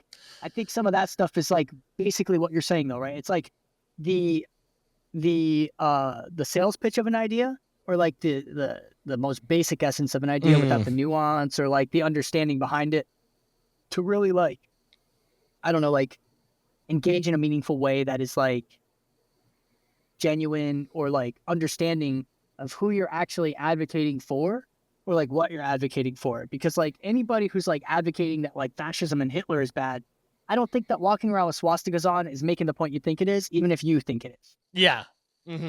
Yeah. I mean, It's the reactionary shit. You know what I mean? That's Yes. like, I want to see people react because like that's reactionary. So now you're looking for people reacting because you're not being, again, that's what I was saying earlier, proactive, right? If you're always reacting, you're never in charge. Yep. Whoever makes you react is the person who's guiding you.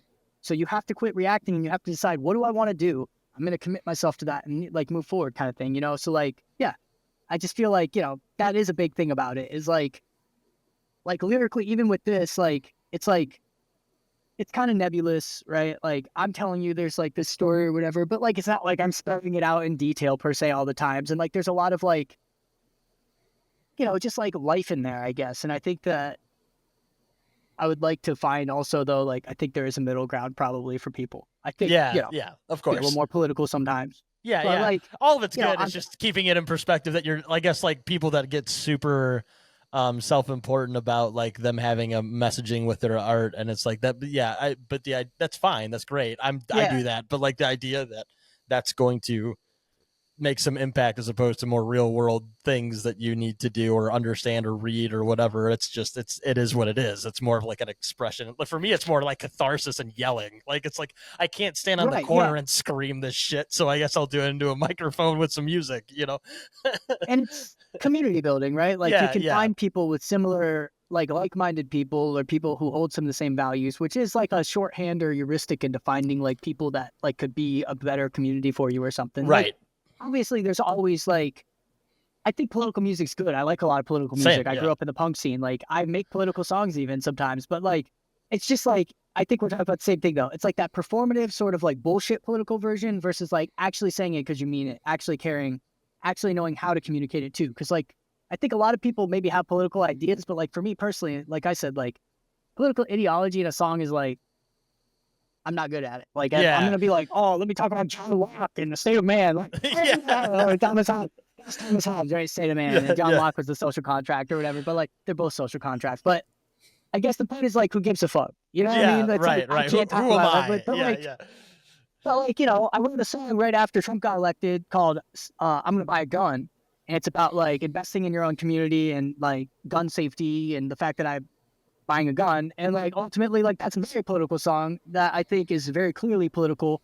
Or like, you know, I made a song, I had one on my mixtape that was like literally fuck these fascist fucks and their fascist haircuts. Don't they know that fascists get strung up or something like that? Like, you know, it's not that like, it's just like I feel like for how to feel it, I feel it, but like I wish I could be, I wish I was better. Honestly, I kind of like the one thing I always thought I would be as a songwriter when I was young is a political songwriter. Like I always thought that I would be like very much like I grew up like going to like Rise Against shows and like, you know, like Casualties and street punk and hardcore, like whatever, you know, but just like a lot of like political stuff and like, I don't know, I just didn't end up going that way. Like I hear Rise Against song, I'm like, I wish I could write a song about like environmentalism like this, but like suck at it. Like I don't, you know what I mean? And that's, you know, that's why it's good that you can like, again, you do political songs like you said, but you can get back to doing, you know, you can do things that you are, I think, especially good at, which is in this light, like writing something that is both from like a personal experience that you're also relating into this meta narrative, right? Like that's still like, that's, you know, just because like everyone's got their strengths when it comes to lyricism, right? And it's just finding your voice, which you have, right? Like, and your political songs are still good, you know, and it's fine, you know. I'll send them to you after. Good, yeah, I'll good. send you some I gotta check them out. Yeah, that'd be great. Next one, we're on track 6 out of the 10. Green. We're on 5. We're on 5. We became holograms. Actually. Oh yeah, sorry. I had it pulled up. Yeah, I said. No, you're good. We became holograms long ago. Is actually my favorite. That one or the last one is one of my favorite ones, and I almost skipped over it. So this one I figured would be your favorite because it's kind of more of like riffing off new metal a little bit more. Yeah, you know, I thought it's so. Like, yeah, and you know, this one I did by myself actually. So this one I recorded totally alone. I'd made Sonic 3, the beat, like before Nelson came actually. we ended up not having time to get around to what I had done. So I was just like, well, fuck it. Like, we have 8 songs. I know I'm going to need some more. So I just like kind of sat down right after he left and recorded that. And I sent him the instrumental. He was like, yeah, let's put it on there. And, you know, it's just like a way different type of song that I usually write, but I did have fun making it. It's like, it's kind of fun to blend those sounds together a little bit. Yeah. No, I like I said, it makes sense that you were like, yeah, this is I go off of new metal a little bit on this one. I got that vibe from it a little bit. Was there anything as far as like the story goes lyrically, along with all that? So yeah, this is kind of like the progression of a relationship where it's like the last one is like, I'm hanging out with you. Now I'm in love with you. Now I'm thinking about like investing in our future together. And it's like, I also like kind of, it sounds really weird, but get into like kind of my theory of time a little bit, which is kind of that like, I believe that like the future, the past, and the current are kind of always happening at once. I believe that everything kind of like, there's things that happen in the future that will reverberate to the past that will make now happen, that can like, you know, just based on like how people talk about time. Technically, things that happen in the future will affect what happened in the past. Things I'm doing now shape things I've done, even if like technically that's how people theorize time kind of works. And so like, my concept is like that feeling of being in love when you see somebody for the first time is the future self recognizing the like the significant time that's going to be spent, the significant branch of time that's going to be spent, the way that like certain things like strike you and you're gravitated like a tractor beam, you know? And so like, this is kind of like also like future visions of the past reverberate to shape our fated present. It's like that literal idea of like these things that I anticipate happening in the future that could happen or that do happen someday, like are actually reverberating now and making me think that they're going to happen in the first place. So it's like this idea of like, we're all happening here because we're always going to happen here because we chose to be here, which made us choose to be here. And so it's like this idea of like free choice without free choice, or like the idea of like the ways in which like fate and like choice kind of converge, or the ways that you can kind of like perceive yourself within this larger construct of like, you know, entropy or like whatever. But like, it's that idea of just like this idea that like we are always affecting our choices, and in some ways like we've made decisions we haven't made yet, and like we don't even know it, but like if we're conscious of it, maybe we could shape a better way of existing, you know? Yeah, no, that's a concept I've always found interesting because of how linear a lot of, I mean, almost everybody perceives time, even though that's not necessarily like, even from a lot of scientific perspectives, how it's interpreted. I always find it interesting when people are able to articulate it the way you just did there, because I will try, like, I don't like think about that concept that much, but like I've always kind of viewed it as very interesting. But when I've tried to like spell it out, I'm like, just go look somebody more you know, more intelligent on the topic, but like, no, that's really cool that you're able to kind of weave that into this story, especially that little tidbit that you're talking about, kind of relating it to the first song, and how it's literally like informing your, you know, being informed by, say, yourself in a future timestamp. That's really cool. So with that, originally the last song on the album was 91 Crown Vic, which it was supposed to end on It's All a Loop, start over, and then you get to the first song is I Recognize You. But I kind of didn't like the flow of the album as much because it felt like the energy fizzled out a little bit too much. But like, that was how it was written. So like, it was intentional. Like, it's supposed to be referencing kind of like the idea that like, I'm doing this now, I did it then, I'm doing it again, I'm doing it in the past. Which kind of goes to the NPC video game thing as well, and the meta narrative and all that. Yeah, so yeah. Absolutely, that's cool. Now we'll get to the song that I was jumping to, Green Hilt. All right. This one, you know, has a little bit more lyrics, kind of like actually it's got the most, I think, so far out of all of these. Probably it might have the most on the album. Yeah. Go ahead and speak to this one, both, you know, any concepts, not just lyrically, but speak to this track. Yeah. So now this is another one that I had made in bed. So Saturnville, Green Hill, and Sonic 3, I started making them in bed on my Mega Synthesis before Nelson came, because I just got it and I was just fucking around with it. And I was trying to figure out how to use it. And, you know, anytime you're doing that, sometimes you come up with stuff you like and you kind of like, oh shit, I should save this. So I did, but like with Nelson, this one was much, so like Saturnville was like, I would say probably like 75% of it, I probably had written as far as like the basic instrumental, like the bass line, the synth, the chip tune, the drums, all there. Nelson did some additional synth, and he did I forget, he did one other thing on there, but like that one was like mostly pre-written. Green Hill was like that do do do do do do do do, and the drums were in there. And so I was like, dude, I have this song, Like, let's check, like, see what you think. Like, maybe we could use it. And then he did that bass line. And I was like, oh, fuck, dude, that's it. So, like, he just started playing that bass line with it, which changes the entire sound of the song. Like, it goes from, like, very, like, almost like, I don't know, it adds a certain, like, layer of, like, it gives it a certain melancholic or just, like, a different vibe, right? It's not, like, all, like, airy. And I really liked what he did there. So, like, that kind of, like, between those two, like, structured the whole song. So from there, I kind of riffed off of, as weird as it sounds, Third Eye Blind, and I'm ashamed to say it, but Can't Stop by the Red Hot Chili Peppers. I think this is the one that like I noticed, like, I didn't get Red Hot Chili, but I kind of got like there was a little bit of like a 90s alternative rock vibe that I got from it a little bit. Yeah, I was going for that. I was going for that, and then it just so happened that the cadence of the song is very similar to Can't Stop by the Red Hot Chili Peppers. It's like the bombed out on your broke shit, look, can't stop the rhythm. That's what I was thinking of that a little bit. Like, yeah. It's kind of like that cadence was there, not fully because you can hear like the song doesn't follow it perfectly, but like that inspired kind of like the cadence of the vocals and stuff.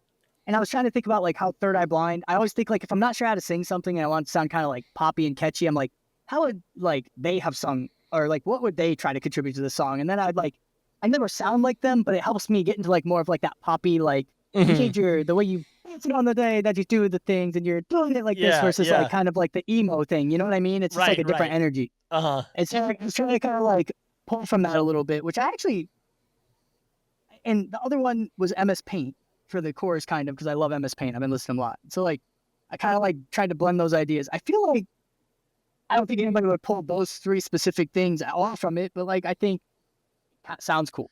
Yeah, so like, I was happy with it ultimately. You know what I mean? Like, I'm glad it doesn't sound like any of those things also, but like, you know, I think it kind of worked. And like, really the song is just kind of about more of like the ups and downs of life. The fact that like, we've been through like at this juncture in our life, we've been together for like over half a decade. Like we've been through all this shit together and like, we're still here and like, it's all good. And it's just kind of one of those songs about just like, you know, like, I don't know, it's like weirdly a love song, I guess, you know, like it's just like, hey, we're here, we're building our life together. You got to build a life piece by piece, and like that's all you can do, and we're doing it, you know? Good. Absolutely, and very very universal for a lot of people, right?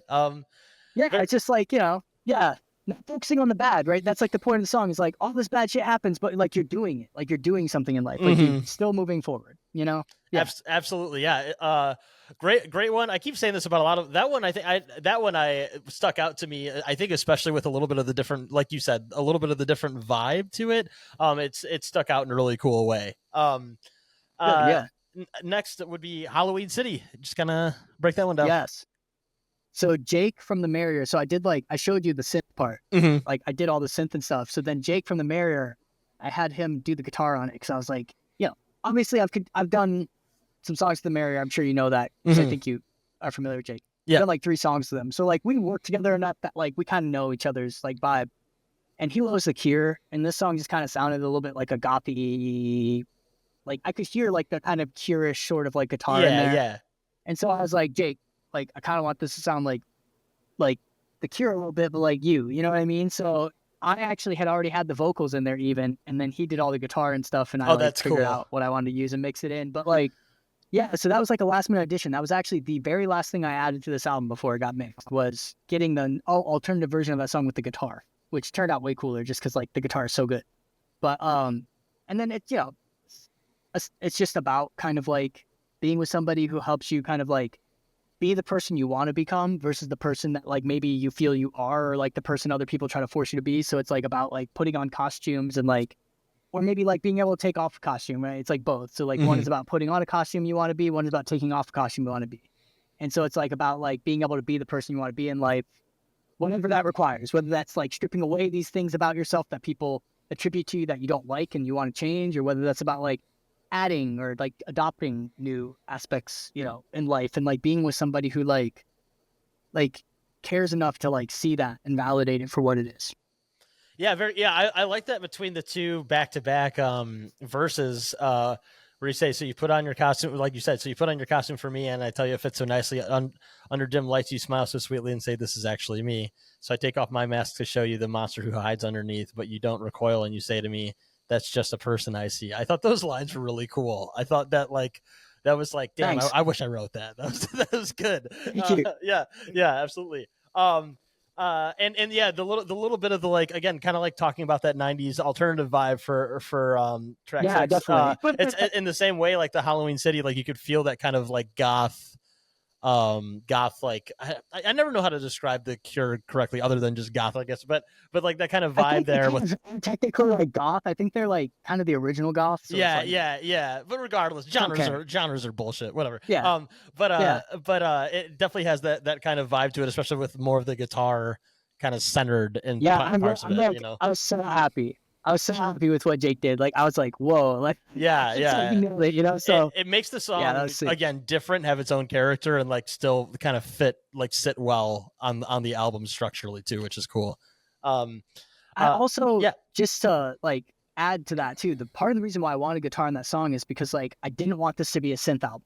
Mhm. And like I did want it to still be like a rock album, and so I was like very conscious of being like, there's not enough guitar here. And so like after the initial run of this album, which was pretty early on, that's when I kind of went back.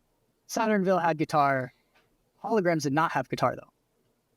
And that's like, Yeah. you know, I went back and I started like going back and like change stuff. So that's also why I ended up approaching Jake, which I was glad I did. But that's kind of how that ended up having guitar. Because as a synth song, I was like, this is almost like, sounds weird, but like a pop song almost a little bit too much. Yeah, no, I think it worked out really well in your favor with that, so that's really cool. Next is I think that other than the intro, I think it's the shortest song on the record at just like a minute and some change. Loud Cora. Yeah, it's a minute and 12 seconds long. Just kind of break this one down. I like in the lyrics, at least on Bandcamp, you even included the sad face emoji as the lyrics on there, which is fun. But go ahead. But go ahead and just kind of break this one down sonically, lyrically, all that good stuff. This is Cora, right? Yeah. A wild Cora appears. Uh-huh. Yeah. So this is about like, you know, the characters, like they're together, they live together, they're living life together, they adopt a cat. And the cat is you know, run their lives. That's all cats do. Right. Yeah. Just about how it's surprisingly pleasant experience. We got a cat a few years ago, and like I wanted a cat, but like I like it more than I even thought I would. So yeah, that's all. Yeah, no, I mean, again, pretty straightforward from the lyrics too, right? I know that's it's so funny you say, because like I've got a couple of cats myself. One's 10 and one I think we got him when he was like 6 years old. So my guess is he's like 15, 16, maybe a little older. Oh wow, real little fat guy. But it's one of those things that like when I'm upstairs like cleaning my house or something, he just kind of he'll decide to start following me around, going in between my legs and just like doing a scratchy meow at me, because even though he's like 20 pounds and just like this huge boulder, he's like, you got to pick me up for a little bit. And I just, you know, controls your life, like you said, but like as much as sometimes you just slow down. I was gonna say, so a lot of times I'm like, God, can you just fucking let me? I'm trying to do something, and then next thing you know, you're holding them, and you're like, nah, this was the move. This was the right call. The right move. Yeah. She does it in the morning to me. So like, I am somebody who gets like not anxious in the morning, but like I'm up. I want to be out of bed. I like when I was younger, I like to lay in bed and stuff, and I kind of associate with depression maybe. So like when I'm up, I like to get out of bed. I don't have to like do things, but I just want to like get out of the bed and be on a couch or something. Yeah. And my cat likes to cuddle in the morning. So now that she has this routine, she has forced me to like start laying in bed for a little while again, because I'm like, okay, I'll be out for 15 minutes and pet you. You're going to get tired of this face. Fine. Yeah.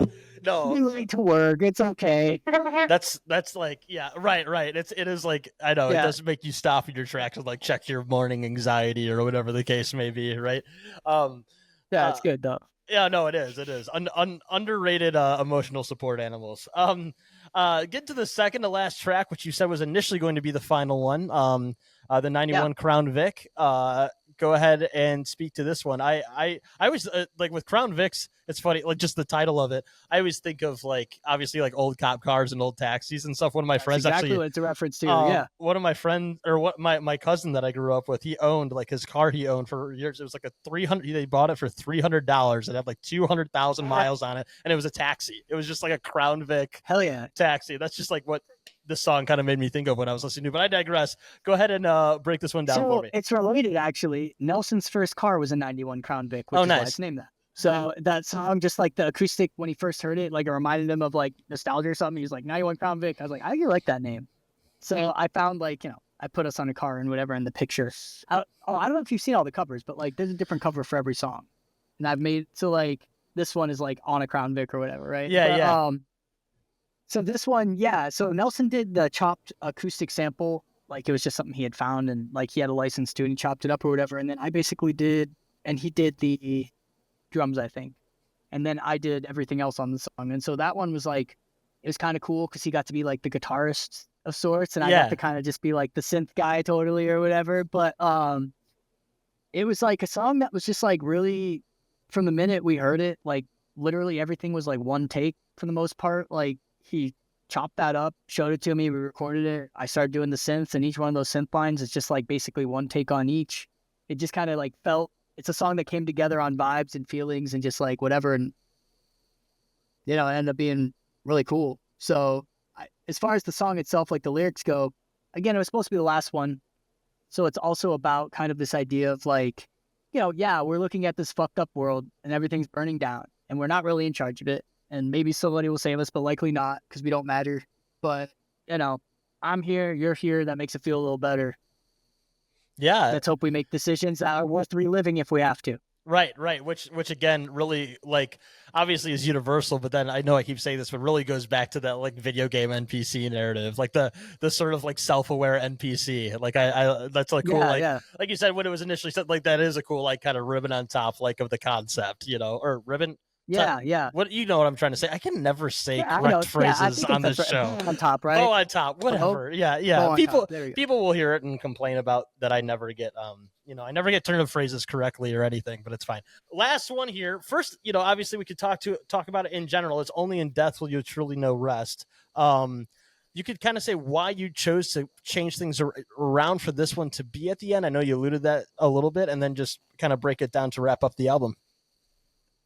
It's a little bit, it's not a fast tempo song, but it's a little bit more energetic. Yeah. It's got a little bit more going on. It's also a little bit more positive ending, in my opinion, to the album. It feels like, you know, the characters aren't about to die. And like, I felt like that kind of, I didn't like how ominous it felt, considering how meta it actually is in my life too. But like, you know, this idea of like switching it up and kind of like letting the thesis statement of the album kind of like shine through at the end, right? Like there's this idea, only in death will you truly know rest. You're always going to have to work at everything, no matter what it is in life. Things that are good, the things that are bad, everything. You're always going to be working. So just like accept it, right? But it's like, if you're going to, like, the concept is like, if I'm going to work my whole life, no matter what do I want to do? Who do I want to be? Right? And like, we can do that together. We can support each other. Like in our relationship we have, like she has changed careers. I've changed careers. We support each other through all of it.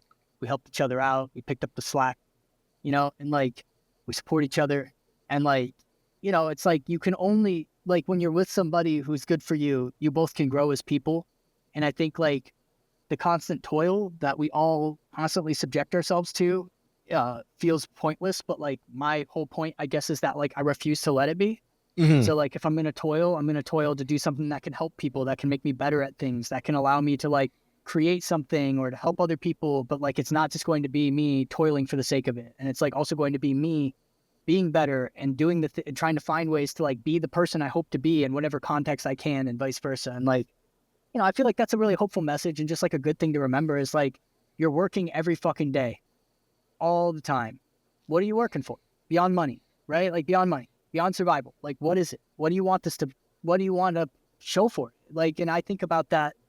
I was raised by my grandparents. So like, I think in a weird way, I've always kind of had this perspective on life that like I was going to be at a point in my life where like the decisions I made were going to be the decisions I had to live with.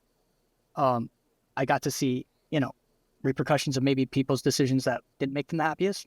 And my parents, and, you know, I didn't have my parents, like, I don't have a relationship with them. I haven't seen my mom in like 20 some years. Like, you know, it's just like a lot of stuff like that where you're like, you see people's decisions have forever impacts on life. And so like for me, I've always thought about that. And I've always kind of wanted to invest in something where it's like, I can participate in the system I have to without capitulating to it in a way that makes me not be able to uphold my own values or to be the person that I want to be still. And like, in my opinion, like that's like important to like work at that and to find and for me to be with somebody else who wants to do that too. And who like, you know, and it doesn't have to be, in my opinion, like in a way, this is also just like, when you zoom out, just like kind of true for most people, I think, right? Of like that idea of like, you're always working for something. You can either make it worthwhile or not worthwhile, but you're going to be working. You're going to be doing something. So, it's like a positive spin on it, I guess, right? Yeah, like I think it does make sense to to wrap things up that way more on the record too, because as much as the other one is like a cool, like you said, it is like an interesting thing of like looping it.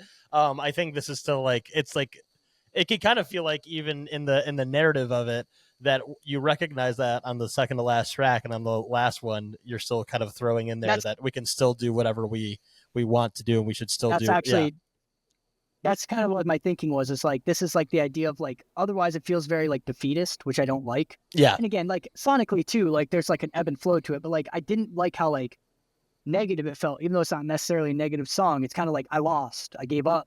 It feels like you're giving up a little bit. And so like, I didn't want that to kind of feel like, I guess everything's fucked, but like, whatever, man. Like, that's not really what the point of this is. It's like, everything's fucked, but not whatever. It's like, whatever you want. Like, everything's fucked, but you should go seek out that thing that you want instead. And like, I do like that. I think that that's a better message in general. I mean, we've been talking about that. That's before we talked about this album even. Like, it's because that's like a real belief that I have of like wallowing in what is. Like, I was a victim of abuse as a child and things like that. Like, being a victim of abuse only allows you to be a victim. I still had to like decide to like, what am I going to do with that though? Like, being here doesn't change anything. Like, what do I want to do next? And like, I think that like that is like a good thing to remember as we're all becoming like, I don't mean this like lightly either. Like, we're all being abused right now, right? Like, we're all becoming like victims of this like wide scale abuse. And like, I think people have to remember that like, you have agency, you can make a better place, you can make a better world, you can make a better world, even if it's just for the people you know. And honestly, if everybody made a better world for the people they know, we wouldn't have to worry about any politicians making it better in the first place. So it's like, I think that still matters, I guess. And like, now more than ever, in a way, it kind of feels like this is like the thinking, it's like that, not being like, it's not coping. It's just like trying to find like genuine, like not even positivity, just like real purpose in all of this. Like, there's always something else. Like, humanity has existed for a lot longer than we can conceptualize as like people for real. Everything has. Like, people have woken up in the worst fucking circumstances imaginable, worse than we are right now. Us, not some people in the world, but us, right? And yet, like, even with Gaza, I watch videos of people playing in fucking rubble because humans still have to find joy. You still have to pursue something. You still have to have a purpose. You still have to want to live. You still have to, like, go out there, and there's still people you love and care about. And, like, they're still there. The world's still there. Everything is sitting in front of you still. All those fucking people, all those things are still there. So you can either let it wither and die, or you can fucking water it. I think that's a perfect way to wrap up the album and the episode, John. So thanks so much for both venting with me about the current situation, breaking down this record, and finding a way to end it on a positive note. It's not a thing I often find myself doing on the show about politics. So again, thanks so much for coming on. As always, no problem. When future releases come out, or there's other things you want to talk about, we can always do a return episode. But sure. Last two things I'll just ask you to do is do your plugs, whether you want to plug, plug in the label, plug in yourself, all that good stuff. And then I play a song, as you know, at the end of every episode. So I would say just pick it from this record since we broke it down, but pick a song to play at the end and just plug your stuff. All right. For the song at the end, I'm going to leave it up to you a little bit. I'm going to give you two choices: Saturnville or 91 Crown Vic. 91 you liked a lot, and that is a song a lot of people like, but Saturnville also is the other one that it's a nice vibe. So I'd say either of those cool. And then as far as plugs go, I'm trying to get off Twitter entirely, so I'm not really fucking with that other than tell people to go on Blue Sky. So go on Blue Sky. I'm at SuperDestroyer .diy sky.xyz, I think. Right. Once again, I got to pull it up right here. You're right. SuperDestroyer.diysky.xyz. Yep. And then it's lonelyghostrecords.bsky.social. So it's just the regular one, at Lonely Ghost Records for the other one. And then I have a new out on the 29th called Murphy and Lewis. It was on our Halloween 7 split, but it's going to be on streaming. Old Phone has their other song from that split called Move Out, Move On coming out the same day. So those are going to be on streaming. They're pretty cool. They're a little bit unique. Murphy and Lewis was actually recorded for this album. We had started that, but it didn't quite fit, and it was like a really hard song to like bring full circle and actually make like work Yeah. as a song. So like it took a while, but check that out if you like this album. That actually was originally a part of it. Y3K, the other song that's actually already out on streaming, also was recorded like right after this and kind of just like a, you know, you'll see a lot more of that sound coming out. I've been fucking with the mega synthesis a lot, so just keep an eye out. We have a lot of stuff coming next year, some new signees. We have a new May Let's new album. She's our new signee. You were talking about the website. I am fucking bad at golf.com. Go to that. That's her music video and a bunch of fun stuff. You can leave like comments and stars on like fake products I created, like fake skin or like this guy beat my ass in Tucson in 2014. So it's like weird shit. It's fun. And her album is coming out in February of next year, and it's really good. So like that's gonna be our first release next year. We have some singles coming out in January. We have a new signee that we're gonna announce soon that you're gonna be a big fan of. That we're gonna announce soon. That's gonna come out in March. We have a new Hodera album coming out next year. So we have a lot of cool stuff coming. Keep an eye on Lonely Ghost, and you know, hit me up on the internet if you want. We're on Instagram also at Lonely Ghost Rex and at SuperDestroyed. Perfect. Thanks so much, John. I think what I'm going to do here for the end is I just had your album pulled up. There it is. We'll play Saturnville at the end. And then what I'll do is after the intro, I'll play a little bit of like a little snippet of 91 Crown Vic. That way we can do both, and I don't actually have to make a decision because I'm bad at those. But again, so we'll play Saturnville from the album. Cool. Nelson Comes to Visit from SuperDestroyer on the Powerless Podcast. Thanks so much, John. Really appreciate your time. No problem. Thank you for inviting me on, as always.